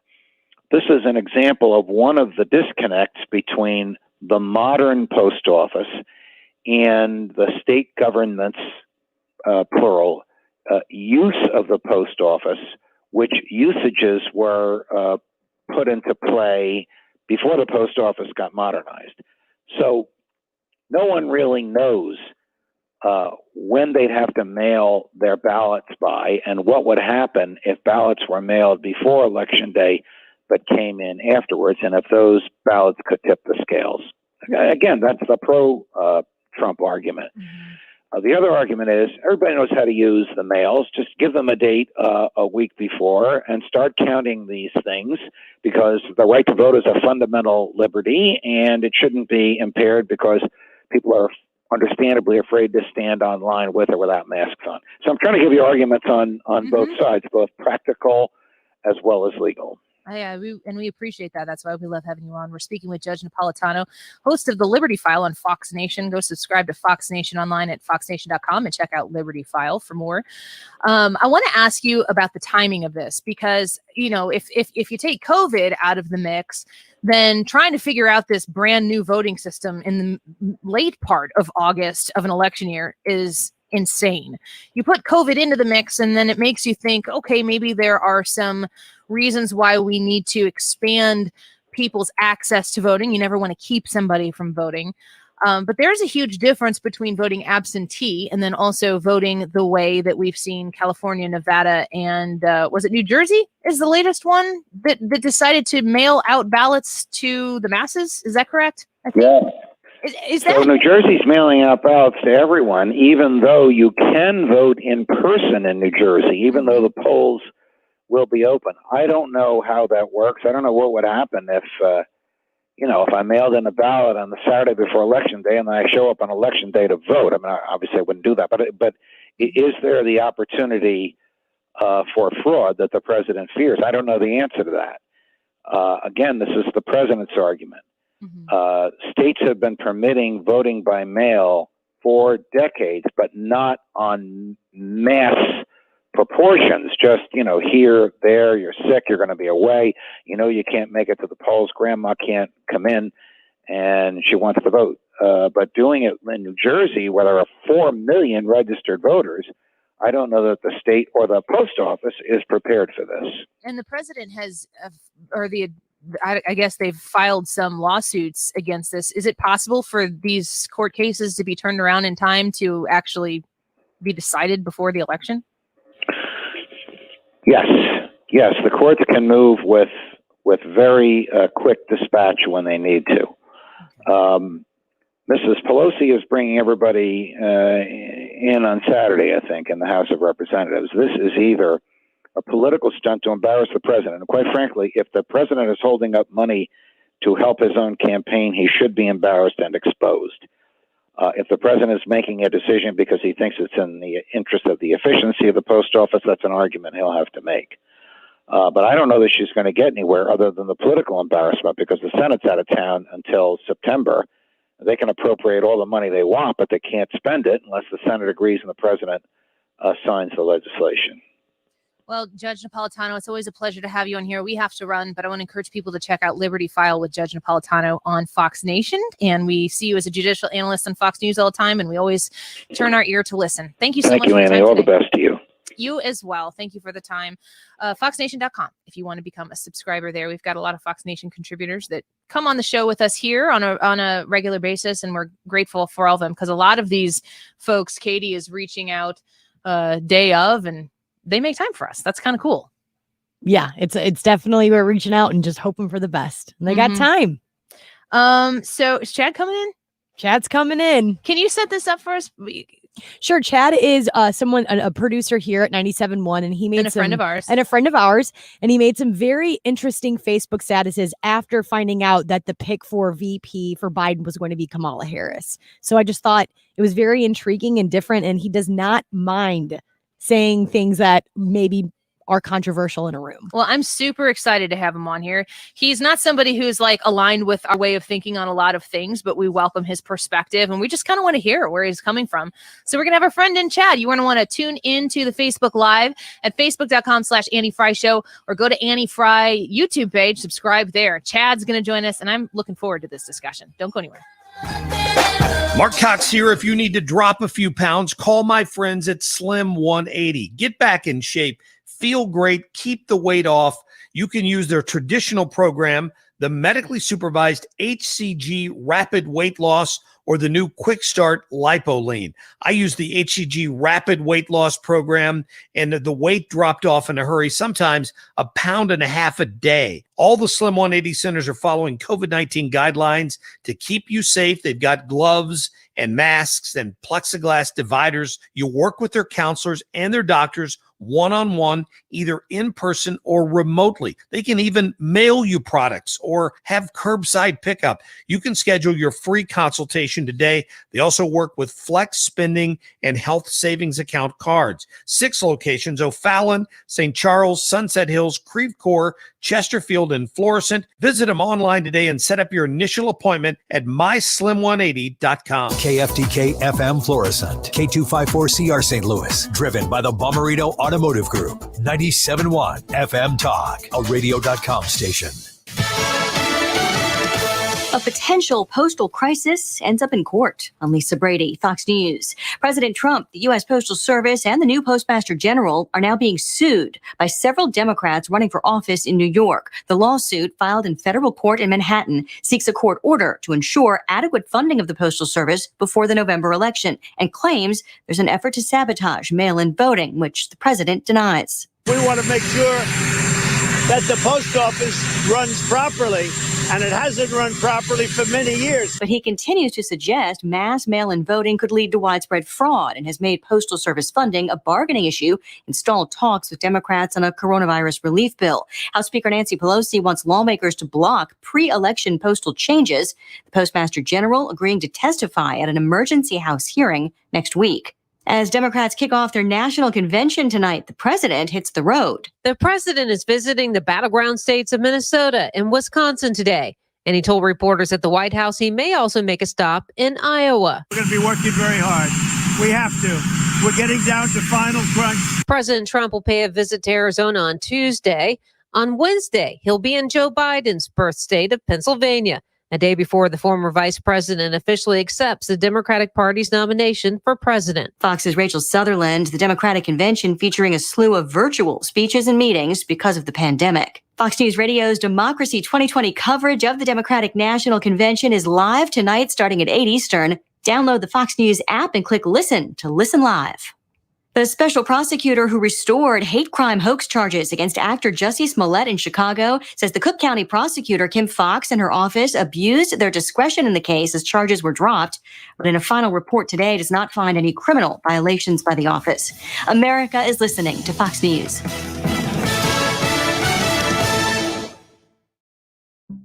At Fisher Investments, we do things differently, and other money managers don't understand why. Because our way works great for us. But it may not work for your clients. That's why Fisher Investments is a fiduciary, obligated to put clients first. It's the highest standard for a financial advisor. So what do you provide? Cookie cutter portfolios like the rest of us? No cookie cutter portfolios here. Fisher Investments tailors portfolios to meet each client's goals and needs. But you do sell investments that earn you high commissions, right? And make commissions when you make trades for your clients? No. Fisher Investments doesn't sell any commission investment products, and we never earn commissions on trades. So what's in it for you? Fisher Investments fees are structured so we do better when our clients do better. When it comes to helping clients achieve a comfortable retirement, we're clearly different. Visit FisherInvestments.com to find out why investors like you switch to us. Fisher Investments, clearly different money management. Investments in securities involve the risk of loss. Air Comfort Service Heating and Cooling. Weather with Dave Murray. It's a pretty good Monday afternoon across St. Louis, partly to mostly sunny skies. Maybe a late day shower, early evening shower. It's another cold front coming through. 88 for the high this afternoon, but the humidity level's still pretty nice. Tonight, clear skies. It's comfortable, 65. Tuesday and Wednesday, sunny, really nice. 82 each day, sunny and 85 Thursday and Friday. This is 97.1 FM Talk. Chief Meteorologist Dave Murray. It's open enrollment season, and MediShare is a Christian healthcare sharing ministry that saves most families about $500 a month. Google MediShare and see if it's a right fit for you. And check out the podcast from the Associated Press, Ground Game, hosted by AP's digital editor, Megan Crane. What's your favorite four-letter word? Chances are you've said it more than a few times with this social distancing, face mask wearing, staying at home world we live in. But at Compass Retirement Solutions, our four-letter word of choice is hope. Hope for a better tomorrow. Hope that your retirement plans don't take a backseat. You've watched the market drop and maybe your retirement future feels a little uncertain right now. But all hope is not lost. Find out exactly how much risk you're still taking with your investments and find out how you may be able to save big on taxes while the market is down. Find out how having a written retirement plan just might give you the hope you've been looking for. Call the team today to set up a meeting. 314-373-1598. Compass Retirement Solutions. 314-373-1598. And for more on retirement planning, listen to Rethinking Retirement, Saturdays at 8 and 4 and Sundays at 11. Investments and services offered through Compass Retirement Group, a registered investment advisory in Missouri and Illinois. Investing involves risk, including the potential loss of principal. Compass Retirement Solutions does not provide tax advice. These days, more and more women are asking for fancy-shaped diamonds. Ovals, princess cuts, cushion cuts, ashers, marquise, heart-shaped, pear-shaped, emerald cuts. All very popular this year. And no one has more of these special shapes than Diamonds Direct. In fact, we've just increased our selection of these beautiful stones with sizes ranging from a half carat up to 10 carats. And while other jewelers will try to tell you these fancy shapes cost more, the fact is, as you'll learn at Diamonds Direct, fancy shaped diamonds should always cost up to 20% less than the same size round diamond. Plus, in many cases, a fancy-shaped diamond will have a larger face and appear bigger than a round diamond with the same carat weight. So, with a fancy-shaped diamond, you can get a bigger look for a lower price and have a diamond that stands out from the crowd. Come to Diamonds Direct and get the facts about fancy-shaped diamonds, see the largest selection, and get the guaranteed best price. Diamonds Direct, your love, our passion. Olive and 270 at City Place. I'm listening daily, here to help end the stigma of talking about mental health. During these challenging times, we are here to listen and to help our communities listen to each other. Here's licensed therapist Dr. Katie Morton on using acronyms to check in on your mental health. One of the best acronyms I use, I do a lot of what's called dialectical behavior therapy, which is really just a way of saying it's CBT, like your thoughts become your beliefs, become your actions, and we kind of go round and around. It's like that plus an emotion regulation component. And one of the biggest acronyms I use within DBT is called HALT, and it stands for hungry, angry, lonely, tired. You can't make good decisions with any of those things being out of whack. So just checking in is really important. And I think often in life, we can distract from tapping in. I know it's uncomfortable at first, but it does get more comfortable as we do it, is just checking in. Let's end the stigma of talking about mental health. Find out more at imlistening.org. If you're doing a home renovation of some kind, if it's rolling around in your brain and you're kind of thinking, what should I do? I know this space doesn't work right. Or maybe it's an unfinished space. I know there have been so many discussions that I've had with people about how they've had to rework their homes as they've been staying at home. Kids are learning from home. You're working from home. You need a little bit more space in your house. I want to introduce you to Lakeside Renovation and Design, the very best when it comes to interior transformations or additions. If you are looking for a deck, a whole room addition, maybe a screened room. Maybe you want one of those 3 seasons rooms, which sounds really good as we are on the second half of August, which is ridiculous that that's the case. But as we go into fall, wouldn't it be nice to be able to sit on a nice screened in area and enjoy the weather, the crisp, cool air while you're getting some work done? I think that sounds lovely. Front and rear porches as well, or kitchen, basement, and bathroom remodels. They do exteriors as well. The trusted name in James Hardie Siding. If you have an exterior or interior renovation in your future, go with the very best. Go with who I call Lakeside Renovation and Design, online at lakesidерenovationanddesign.com.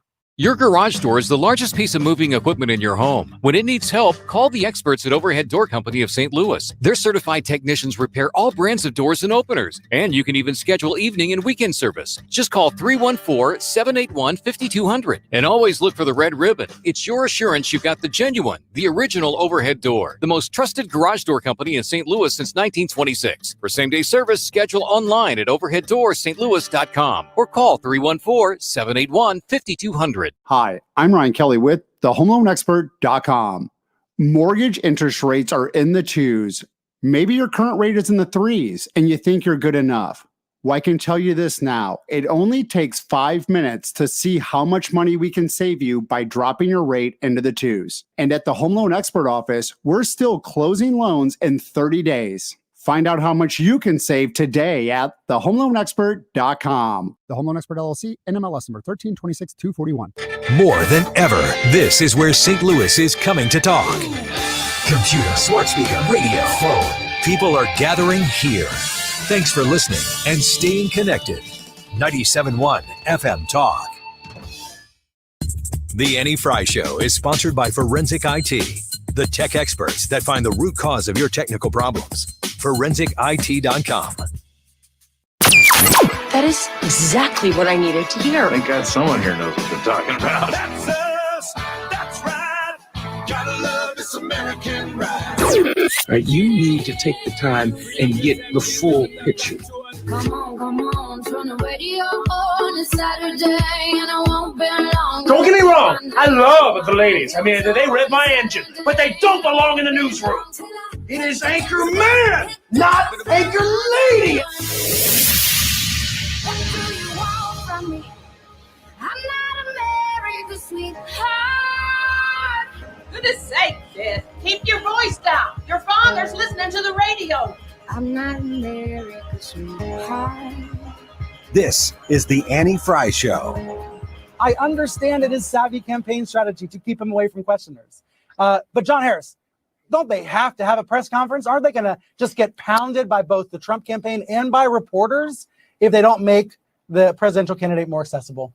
What about the rest of the media? I mean, I'll give Brian Stelter a compliment. Mark that down. You might want to use that for a promo. For actually saying, like, doesn't Joe Biden have to? But who's he asking? He's the media, folks. He's the guy who's supposed to be asking the tough questions of Joe Biden.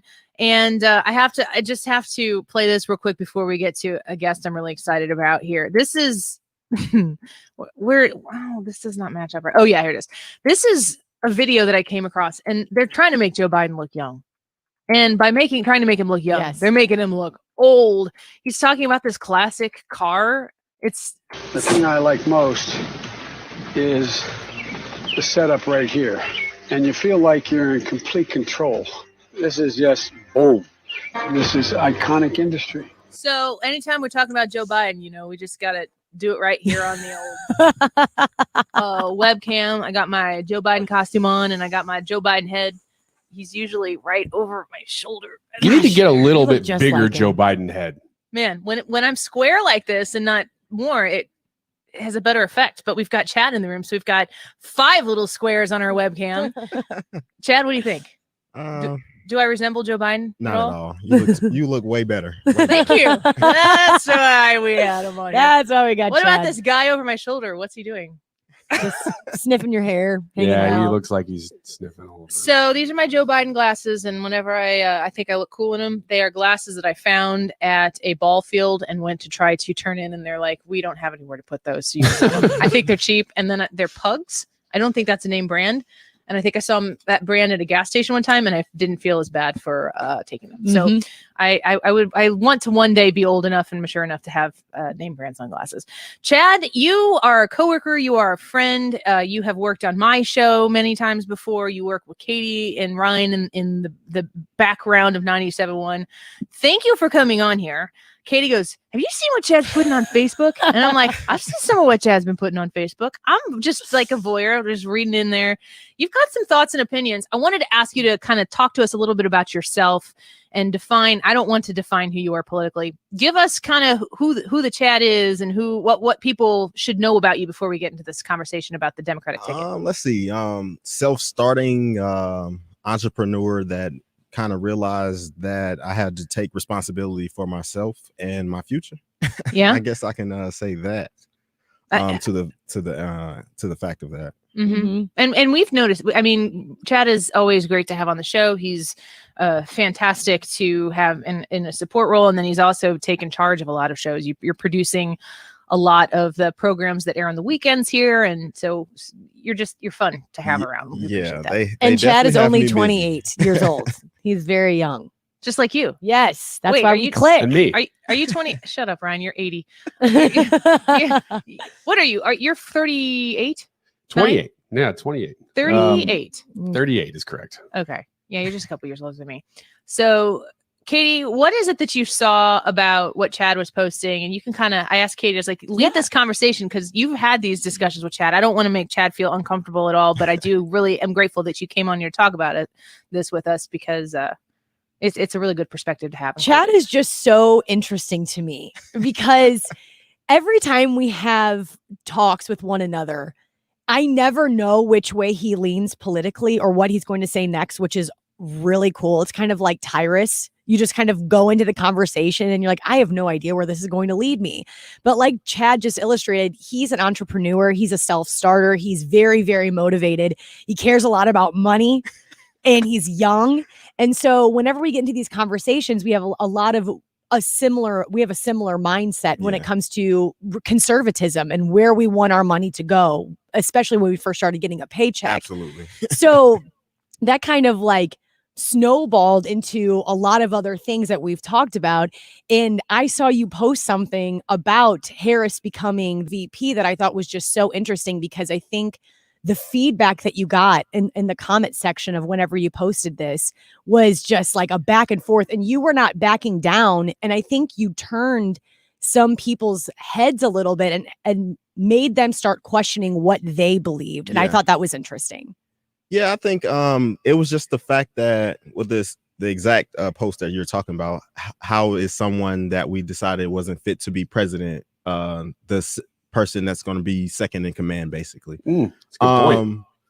And it just kind of bothered me because a lot of the comments were saying like, oh, it's just to get Trump out of office, it's just to do this and it's just to do that. And I'm just looking like, okay, is that how we do politics now? Like, is politics just a popularity contest?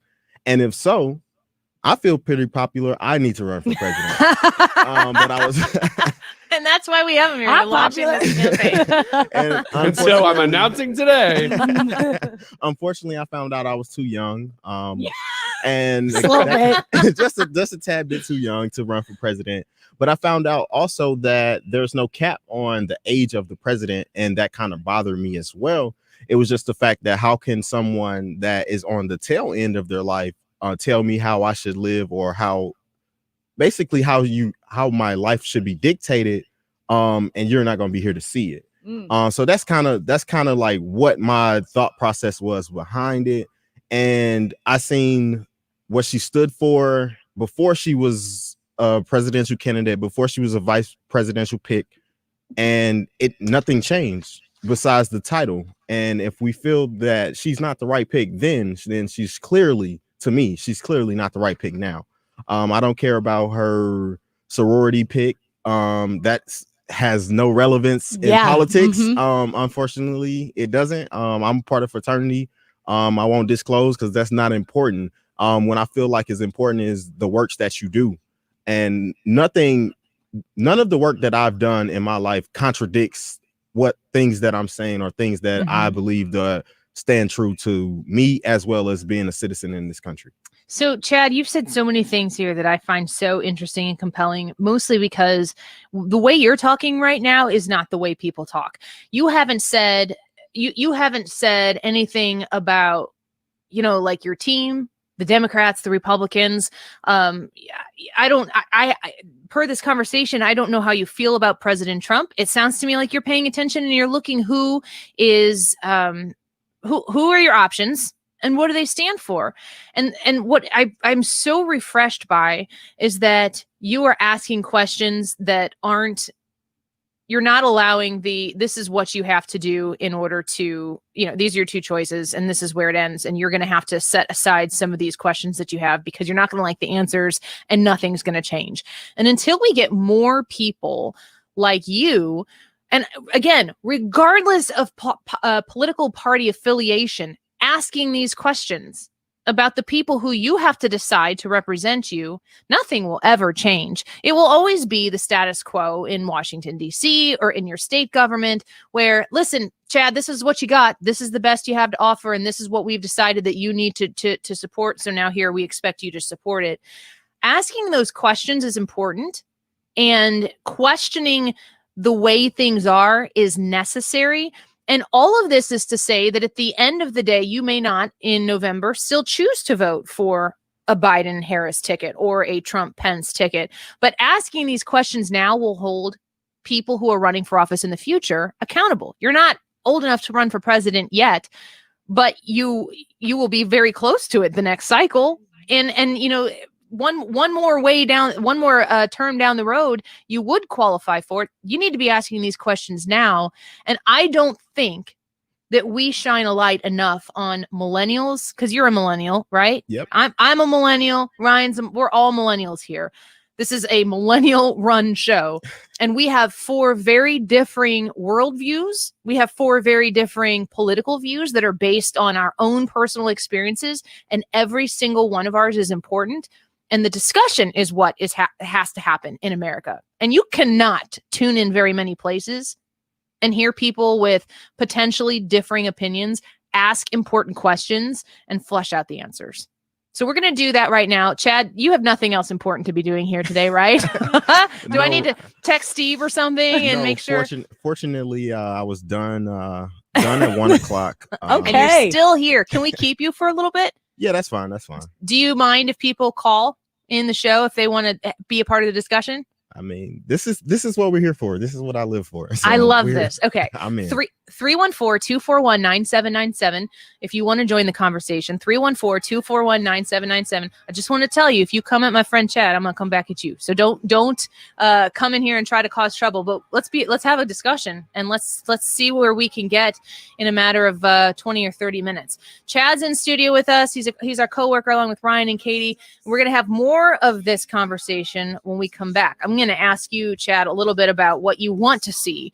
We know what you don't want to see. I want to ask you what you do want to see when we come back. Watch us on Facebook, YouTube, listen to us on radio.com. We'll be right back. You can rewind it, but you can't ever feel like you do tonight. Make a movie in your mind, but don't rush it. Boy, you're about to see the light. So hang on to the light. Hi, this is Lance Drury. If you have payroll tax problems, you have serious legal problems, you need an attorney. Call 314-260-6120 or toll free 888-367-6512 or visit LanceDruryLaw.com. Hey guys, Glover here from my very good friends at ThrottleNet. So if you ever listen to one of these recorded ads, listen to this one. A company can expect 232 targeted cyber attacks per year that results in 30 breaches. 24% of businesses hit with malware took a week or more to regain access to their data. Many businesses just flat go under. They are targeting small towns. They are targeting dentist offices. They are targeting big businesses. They're targeting government. You're going to get hit. Let me tell you about ThrottleNet. ThrottleNet has saved their clients more than $2.6 million in ransom last year alone. And get this. ThrottleNet clients have never paid a dime in ransomware. Let me say that again. They've never paid a dime because they are protected. No contracts. Leave anytime you want. You have to check these guys out. You'll find them at throttlenet.com to protect your business, to protect everything you have. Go to throttlenet.com. Selecting a financial advisor is one of the most important decisions you will make heading into retirement. Hi, I'm Bob Stockdale, Senior Vice President Investments with the ClearPath Wealth Management Group at Stifel and host of On the Money every Saturday morning at 11 on 97.1 FM Talk. Choosing a financial advisor is a critical step in planning for your retirement. You want to find an advisor you can trust is working in your best interest with the experience to do the job well. Providing guidance solely in your best interest is foundational to our team's approach. And with over 90 years of combined experience, you can have confidence we have the depth of knowledge to help you navigate important financial decisions. If you're retiring in the next 5 years or need a second opinion on your current plan, contact us today for a free consultation. To schedule your free retirement planning consultation, contact us at bobstockdale.com. That's bobstockdale.com. Stifel Nicholas and Company Incorporated, member SIPC and NYSE. Talked to a friend the other day who's getting ready to put his house on the market, and he had hired some painters to come over and paint the trim and do some other things, and he was having to get some of his siding replaced. And he looked at me and he goes, "Wait a minute, you had that rhino shield put on a few years ago, didn't you?" And I just smiled at him because I did. And I had it put on 12 years ago. And I don't have to worry about touching up anything because it looks as good today as it did the day they put it on. I couldn't be happier with this product. It's an exterior ceramic coating is what they call it. It looks beautiful like any paint job you might get. It just lasts for 25 years. It's fantastic. Call Darren. Let him come over and give you an estimate on this great product. He's honoring right now his 2019 pricing. So take advantage of that while you can. Get on the schedule, 877-25-RHINO or 877-25rhino.com. Hey guys, Glover here from my friends at ARCA, Assisted Recovery Centers of America. So alcohol and opioid addiction is a huge problem in America, as you know. And with the coronavirus, it's become even worse. Just know that there is help right here in our community. Call ARCA at 314-645-6840 or visit ARCAMidwest.com. Everything is professional, everything is compassionate, and everything is private. That's ARCAMidwest.com for help. The latest local forecast and severe weather coverage you can count on from the name in St. Louis weather. This is 97.1's Chief Meteorologist Dave Murray. On 97.1 FM Talk. Powered by Air Comfort Service.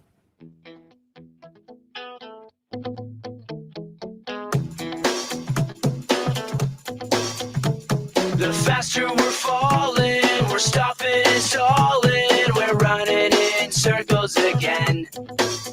Just as things were looking up, you said it wasn't good enough, but still we're trying one But Joe more Biden time. told me that he was a good golfer. And I played golf with Joe Biden. I can tell you that's not true, as well as all the other things that he says. That's John Kasich. He'll be speaking at the TNC convention. Can you believe it? I hope he says that again. Same line. He just Joe tricks Biden him. said he's a good golfer, and he's not, and he lied. Well, that's like most golfers. So there's a lot of golfers who are probably like, hey, he's kind of my type of guy. It's like how big are the fish that you catch? Yeah, I'm sure they're that big. We are having a conversation with Chad, who is our coworker here at 97.1, and we're talking a little bit about, I guess, what the political climate right now has to offer a voter, especially one that is paying very close attention and not really being willing to just say, okay, whatever you got coming at me out, that's fine. You got my support. Thinking about it. And it's a refreshing conversation to have. And I want to remind you at 2:45-ish, when we come back into our last segment, I'm going to read Katie Stewart's response to me. And Ryan and Katie are going to remind me to do that so I don't leave you hanging. She did get back to me, and we will discuss that in the last segment right around 2:45. So Chad, hi, thanks for sticking with us. We appreciate you. No problem. So you talked a little bit about the frustration you had with Kamala Harris being named the VP candidate for Biden. And what you just stated to us is if she wasn't good enough for us the first round, she dropped out really early, and she dropped out with almost no support. It's not, she did not leave. She did not leave while she was ahead. It was basically like, you need to get out before this is embarrassing to you when actual votes take place in primaries and caucuses. What is it that you're looking for right now in leadership, in an option for a presidential candidate, for a vice presidential ticket? What do you want to see? That's a funny question. Honestly, when it comes to the political base now, it's kind of like looking towards the future and not kind of like dwelling on the past is kind of where I'm at. Because I just honestly see so much that I have to look forward to, and to kind of dwell on what used to be and like, okay, let's go back to this and things of that nature doesn't work. And unfortunately, like, I don't agree with everything Trump says, but he's the one that's actually in office now and making these stimulus checks and all these other policies. He's making that stuff happen. And through all the turmoil that he's kind of been through his entire presidency, he's doing okay. I could say he could do better. I could say he could do worse. But the reason I say that is because I experienced something like this when I was president for the UMSU radio station. And it was like I was doing so good my first elect year. Made so many changes, made all these things happen, but I still had the rhetoric of, this isn't my president. Why is he in this position? Things of this nature. And they even went as far as putting it on like a whiteboard so I could see it. And I was like, wow, this is how I'm appreciated after all the work I put in. After they were doing that to you? Yeah, they were doing it to me. So it was like, okay, when I see things like this happen to this president, it's like, man, I can relate because I went through the exact same thing.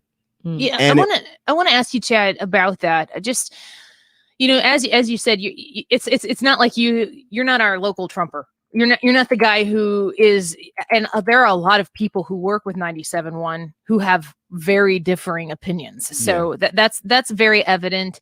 In the different shows, there are people who express different opinions.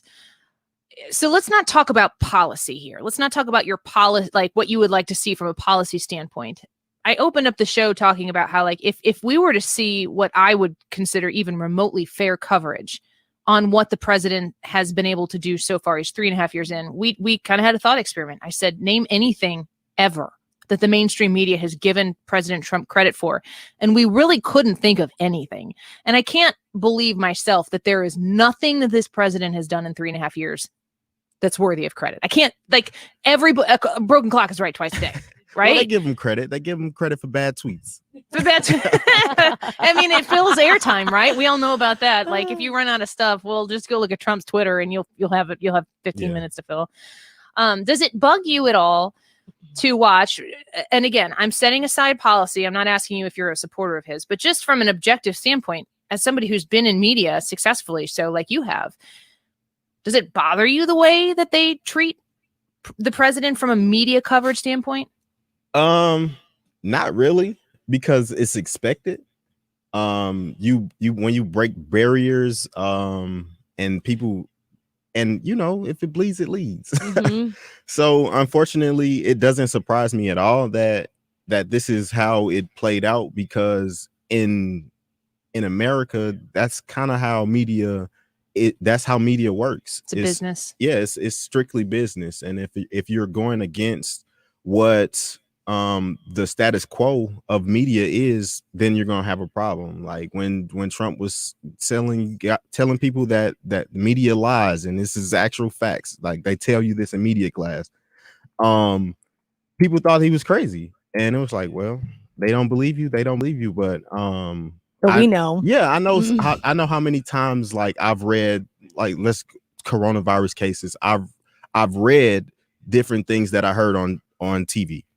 And if I look at Fox, I see something or hear something different than I watch CNN.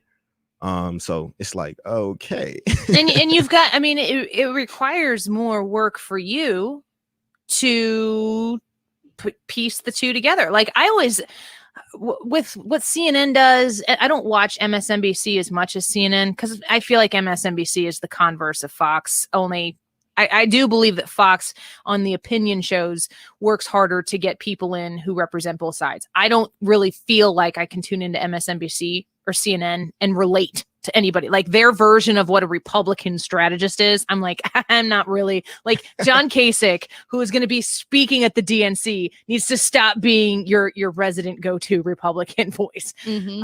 But you know, if you see a CNN story and you see a Fox News story or an MSNBC story and a Fox story, there's always an intersection in those stories, but then they take them in their opposite directions. So you got to say, what's the intersection? Because that piece is the news. That's the facts, but they don't separate that necessarily from the opinion or potentially the agenda.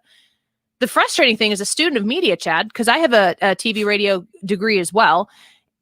I took a class called media ethics. I took a class called media critical theory. I took a class that was supposed to walk you through, here's a situation. Is this ethical to cover it this way? You know, the whole proverbial, Ryan, why do you beat your wife? And Ryan says, I've never beaten my wife. And I say, well, that's not what I've heard. Well, now there's a conversation that exists in the ethos that says that Ryan has beaten his wife, even though it's remotely, there's no remote truth to it whatsoever.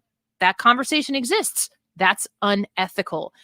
We have very little ethics in our media. I guess, Chad, as you said, it's a business, and it's important to understand that. Do you think that there will ever be, you know, even from a capitalistic standpoint, maybe there's a void there. Maybe there is a void for news, straight news, facts. Is it going, if it bleeds, it leads, is it going to get viewers if we were just to be able to present the news? Chad, in your study and your experience of being in media for as long as you have, do you see it taking a different direction or full speed ahead? Honestly, I don't know. Cause even the fact that you said, like when you worried about viewers and things like that, like from personal experience, making blog posts and using strategic words is like, okay, we get more viewership that way. Yeah. And unfortunately that is the business. But what I could say, just like we do, we have multiple places that we go view these places in media. So that's kind of what you have to do. You have to do your own vetting and not just kind of like go with the flow of things.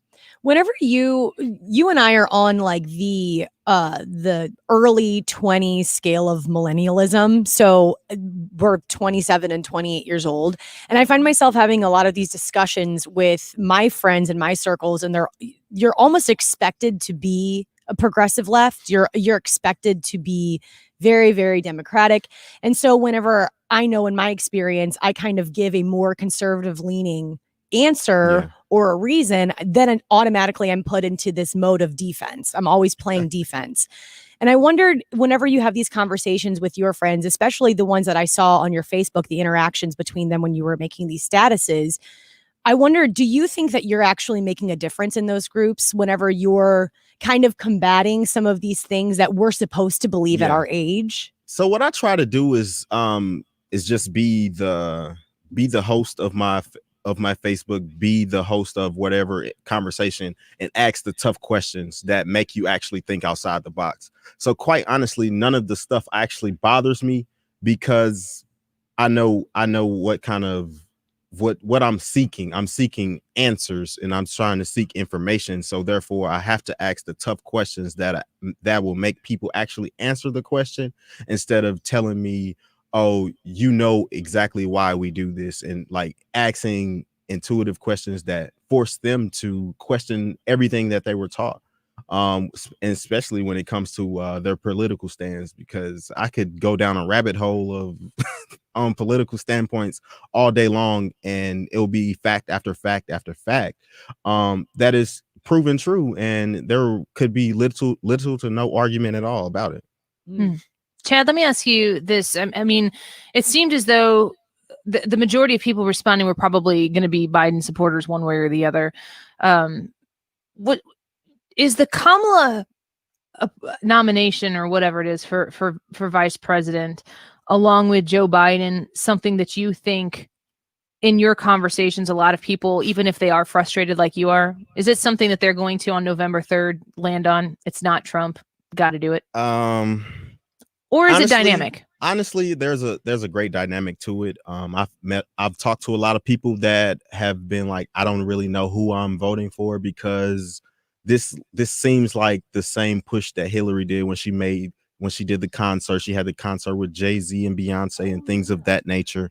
And Biden is having conversations with Cardi B like she's a political figure. And I Wait, she's not. realized That just happened. They Darn just it. had a conversation. I was really hoping that would continue on just for my personal benefit on this show. yeah, and it was just like, okay, he's talking to people that don't really matter when it comes to this. But I also noticed who he was targeting.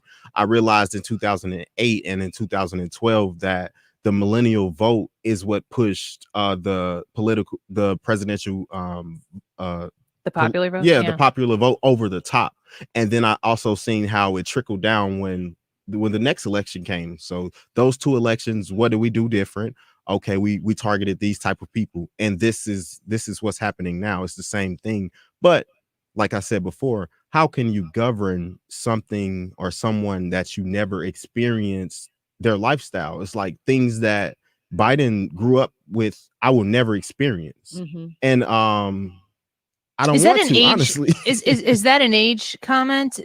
I mean, are you referring mostly to his he's life experience? Yeah, he's like almost 100. Like I'm barely over a quarter century, and you're tapping on a century. You can't help my future that much.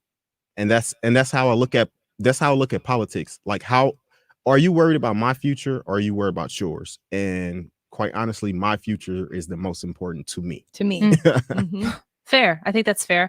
What do you think about his decision for Kamala? Like, do you think that he achieved whatever it is? I think he needed a boost. I think he needs somebody who can be out and about, because he certainly isn't. He's been in his basement and he is not taking questions. If he comes out of his basement, it's pretty amazing. Even Brian Stelter is asking questions. That's how crazy it is. Do you think the Kamala Harris pick helps him in the long run? Absolutely. I think it was definitely a strategic pick, especially from the things I was just saying about the millennial age group, and their rising to vote and their importance of voting to those age ranges right now, as well as, I don't know. It's just, she seems to have, at least this is what I said whenever she was picked. This is the first time, I think, in Joe Biden's this first time since he's started his campaign that people are actually excited about that ticket, because they heard him tell black people how he's not black a million times. Like, okay, Joe, you're not black either. Yeah. Like, let somebody finally tell Joe he's not black. I think between either. you and Joe, you're the one who gets to say that. Yeah, and I posted something that Chris Arps, the host of the Weekend Report, posted, and it was like, if you haven't been locked up, then you're not black. And I found that hilarious, because if you look at both of the candidates' track records, there's a high arrest rate. There's a high arrest rate, and quite honestly, what I feel about arrest rates, period, and it doesn't matter the color of the skin you are. I think that we focus on arresting people when we should really focus on the issue at hand, because a lot of the times it's either mental health that's the biggest issue that drives people to do things, or it's poverty. So if one of those two things, so if we work on those two things, and I'm not saying government assistance is the fix, because it's completely 100% not. That's what I think should happen, so that we can move forward as a country and as a nation. Chad, do you think that what the president has tried to do with his, in conjunction with Kim Kardashian, to work on the incarceration rates and the efforts that he's made in that, do you think that that's been a positive step? Maybe not the full solution, but do you think the president is headed in the right direction with that? Yeah, when I first seen that, I was like, that's kind of a joke. But it involved Kim? But again, it's a celebrity using other celebrities, because we know where the numbers, where the listeners lie. They listen to the people that are in front of them every day. They really don't like political figures because of things that we see today. So once I got over that, I realized, like, this is actually something that's good for not only the black community, this is good for every community. Everybody. And it shows compassion, it shows forgiveness, and that's something that I feel like that this country lacks. Yeah, I can see that. Chris also on our Facebook chat says opportunity zones. Chad is another thing that was the Senator Tim Scott led that through, and it was seems to have been a success. There continues to be a success. Chad, I have to make you promise me on the air that you'll come back maybe next week, and we'll continue to do this as we walk. And if you say it on the air, then you can't get out of it. It's a pinky promise. Oh yes, I'll give you a pinky promise to that. I enjoyed this. Yeah, somebody's calling. They must have seen me on there. That's good. We like that. Chad, thank you for coming on with us. We really appreciate it. We're going to continue to have these discussions, and clearly the people on our live appreciate it too. I was going to give you an A+, but I'll tell you what I told Katie at the end of the show Friday. B+ job there just because of the phone drop at the end. Oh, man. You almost did it. A-. You outgrade Katie there. Yeah, we'll have you again. We'll have you back again soon. Thank you so much. All right, I look forward to it. Fantastic. Katie Stewart's reply to my request. Yes. When we come back. I've been waiting the whole show for this. Yeah. I told Ryan ahead of time. He goes, "Did you get a response?" I go, "Yeah." He said, "What was it?" I go, "You'll have to wait and see." So you have to wait the whole show to see. I forgot to talk about it earlier. I'm gonna be real with you. JB Pritzker came on and Napolitano came on, and this just wasn't a priority. So Katie Stewart, her response to my question: will you support Mike Madigan, who has a RICO case, a $450 million RICO corruption case against him? Will you support him for speaker if you get elected again? Her response when we come back.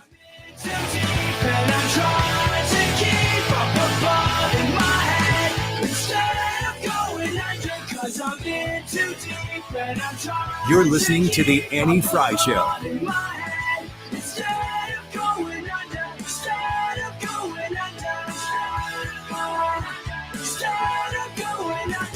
You're listening to the Annie Frey Show live from the Air Comfort Service Heating and Cooling Studio. Furnace tune-ups are recommended each year to keep your heating system running efficiently, prevent repairs, and extend its life. Schedule your furnace tune-up and get into your comfort zone. Visit aircomfortservice.com. Hey, it's Annie here, and with all of this time at home over the last several months, maybe you've been cleaning out some old drawers. I know a lot of you have old jewelry, watches, collectible stuff laying around. I know I do. I want to get you in touch with National Rarities. This is a company that works all over the country, but National Rarities is based right here in St. Louis. They buy gold, platinum, sterling silver, diamonds, jewelry, watches, coins, currency, and firearms. They also buy artwork, paintings, even autographs and antique toys, things like that. So if you have stuff collecting dust around the house or things that don't have any meaning to you, take it on over to National Rarities. They are a reputable company with an A+ rating with the BBB, and they're GIA certified buyers. So you can be confident you're working with a trustworthy company. That's National Rarities. They're located in West County at the corner of Manchester and Mason. You can call National Rarities to make an appointment and make sure to tell them that Annie sent you. 888-787-1112. That's 888-787-1112. Or go to nationalrarities.com.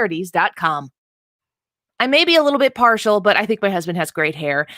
He's never really been into his hair, though. Like, I have to tell him he has great hair, and he's like, "Really? I have great hair?" And I'm like, "Yeah, you have great hair. Yeah, let's just move on with it." He needs somebody who he can go to, who can dress his hair, who can cut it, give him a great, perfect haircut every time, and give him the products he needs to be able to do his hair. And he has found exactly that at Hair Saloon. Hair Saloon believes that men deserve better. And when my husband goes and has this experience getting his hair cut at Hair Saloon, he is in a comfortable environment where they treat men with the dignity and the respect that they deserve. I love that. He loves that. And I think you might too. A complimentary beverage, relaxing shampoo, hot towel and mint, complimentary shoe shine. From their classic haircut all the way to their signature stress relief service, the Hair Saloon builds a comfortable and relaxing environment for men just like my husband, and a 25% discount on services all day and every day for veterans, active duty military, and first responders.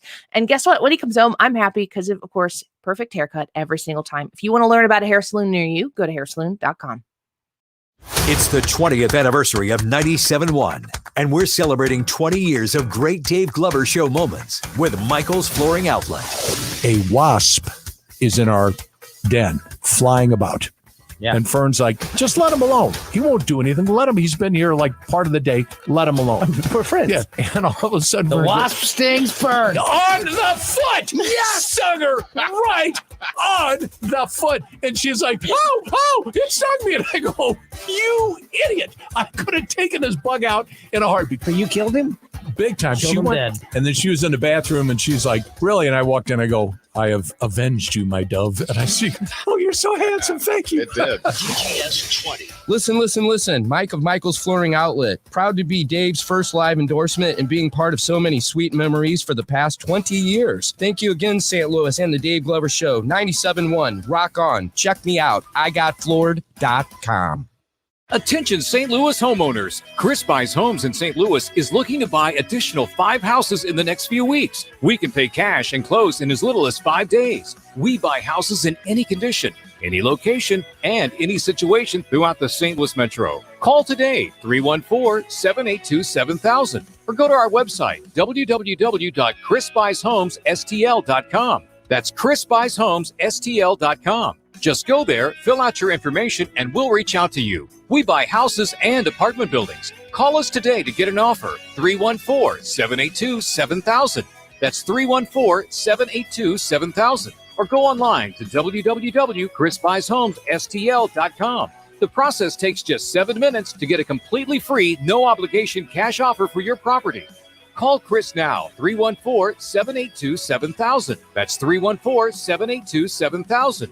314-782-7000. The Mark Cox Morning Show. Jesse Jane Duff. We have ample evidence that the United States Postal Service was highly flawed when it came to ballots for decades. So let's not even go there that suddenly now this is a new problem. Like we have the most efficient service and he's going to screw it up. Weekday mornings 5 to 9.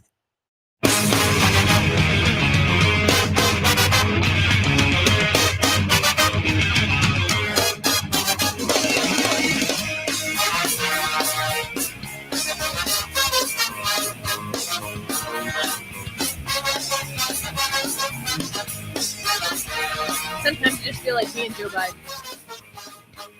Hey, where'd Annie go? All I see is Joe. How's that microphone smell? Weirdo. Truth over facts. We don't even have drops anymore. We just say them. It's gotten to that point. So last week and the week before, I had a question. I don't know if you guys know, but I live in Illinois. Yeah. No, I had no clue. I live in Illinois and I live in the 112th district. And the frustration that I have with Illinois state politics rests squarely on Mike Madigan. You can draw back all of the, it's just like all roads lead to Madigan. And you can have people run for office to represent you in the state Senate or in the state House. And when you're talking about state politics, you're not talking about like reviving a national healthcare system, but you are talking about taxes. You're talking about property taxes. You're talking about education funding. You're talking about all sorts of things that actually do affect your life on a daily basis. And in reality, much more impactfully than national politics. Carlo comments on her Facebook Live. Annie lives in Illinois. Illinois? Huh?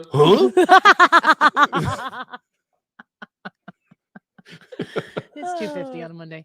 So when all of this news came out about Mike Madigan being associated with the ComEd corruption case, there's a lot of people who have come out and said, okay, we knew this was going on, but now it's official. Now there's a legal case behind it. I think it's time for Madigan to step down. 53 additional Republicans, according to the IllinoisPolicy.org article that we saw before. You can go there and you can see who those Democrats, 53 additional Democrats have come out and said, you know, Mike Madigan, I think your time is done here. I think that you've served long enough. And I think since 1983, save 2 years, he's been Speaker of the House in the state of Illinois. Our financial situation is abysmal. Everybody knows that. And if you look behind the curtain, which you're not supposed to do in the state of Illinois, and you see that Mike Madigan runs the Democratic Party, like the political party, he's in charge of that, and he is the Speaker of the House, so he's the leader of the Democrats that are elected, as well as everybody else, because he's a speaker. It makes you wonder, can he be associated with this gigantic corruption case that involved a federal investigation and is going to continue to unfurl in federal court? And the Democrats that are elected, will they still support him in that? Because I don't really believe, and Ryan, you can tell me how you feel, that Mike Madigan has my best interest at heart. He has never I don't think he has any, not just because we're conservatives, I don't think he has any constituent of the state's best interest at heart. Just himself. He has his Yes. best interest. He controls everything. If an issue is going to get voted on, he's already put a stamp of approval on it. He already knows who's going to vote for what. He has Republicans that work on his behalf that will give him votes so that he can let Democrats in purple districts off the hook so they can vote no, so they can send mailers out and say stuff that they don't really support. It's Mike Madigan approved. And if you look at where Mike Madigan has these connections, where sometimes he has Democrats in his caucus who vote against what he has put up there, it's because he knows they're going to do it, and he has permitted them to do it because the seat is more valuable to him in his supermajority than a vote on that particular issue. He gets Republicans to vote with him so Democrats can come off the hook because the seat is more valuable. And if you have any questions about that, go and look at open secrets laws or records to show how many hundreds of thousands of dollars he has pumped into the 112th district, which is mine, which is I almost said owned by Katie Stewart. That's ridiculous. It's owned by Mike Madigan, which is held by Katie Stewart, and the 111th, which is currently held by Monica Bristow. Amy Ellick is your choice there, and a fantastic choice at that. And Lisa Champoli in the 112th. I wanted to know from my current representative, who is running for re-election in November, Ryan's representative as well. I wanted to know if she gets elected, will she support Mike Madigan for speaker? And I called and asked her that 2 weeks ago. And the nice lady at the Collinsville office, which is where I called, and anybody can call if they want to, called and asked.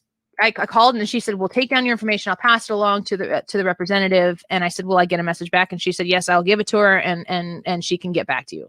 Well, she never got back to me. So I called her back again the next week, asked the same question, and I was talking with the same person who runs her office, and she told me that the only reason that I want to know the answer to that question is because I want to tell you. And I said, "Ma'am, I'm a constituent of the 112th. I can vote for Katie. I can vote for against her." She said, I already know you're not going to be supporting Katie. You just want to know the answer to this question so I can tell my radio listeners." So we went back and forth a little bit, got a little heated, but we were passionate about our sides. And I still didn't get a response from her. I told her, I was like, if you don't want to have her call me, she can email me. And I gave her my email address like 3 times. Katie and Ryan both heard my side because we were on a break when I was calling her. Gave her my email address. I got a voicemail back the next morning that said, "Can you please provide me your email address so I can pass it on to the representative?" So then on Friday at 4:03, which is shockingly as close as you can get to me being off the air and the longest before I can come back on the air and talk about it. Here's the response I got from my representative in the 112th district, Katie Stewart. "Dear Annie, I received the message that you wanted to know if I will support Mike Madigan for Speaker of the House. At this time, I'm very focused on serving my constituents. I don't want to take time away from that to engage in speculation and hypotheticals. Sincerely, Katie." Oh, you kidding me?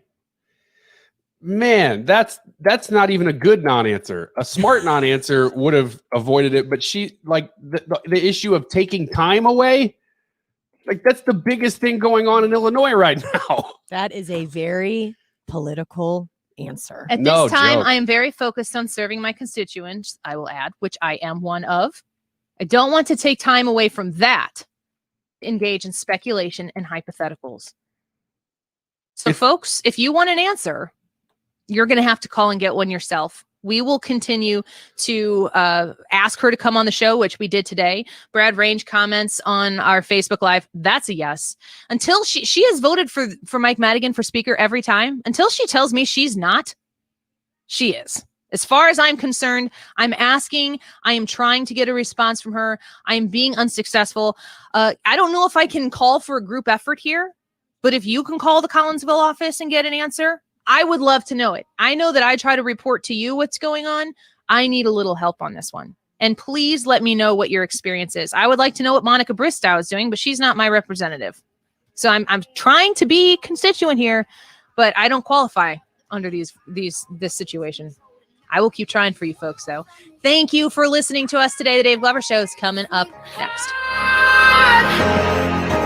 Enhance your home's curb appeal, security, and efficiency with a new garage door from Overhead Door Company of St. Louis. Use their digital app to see what new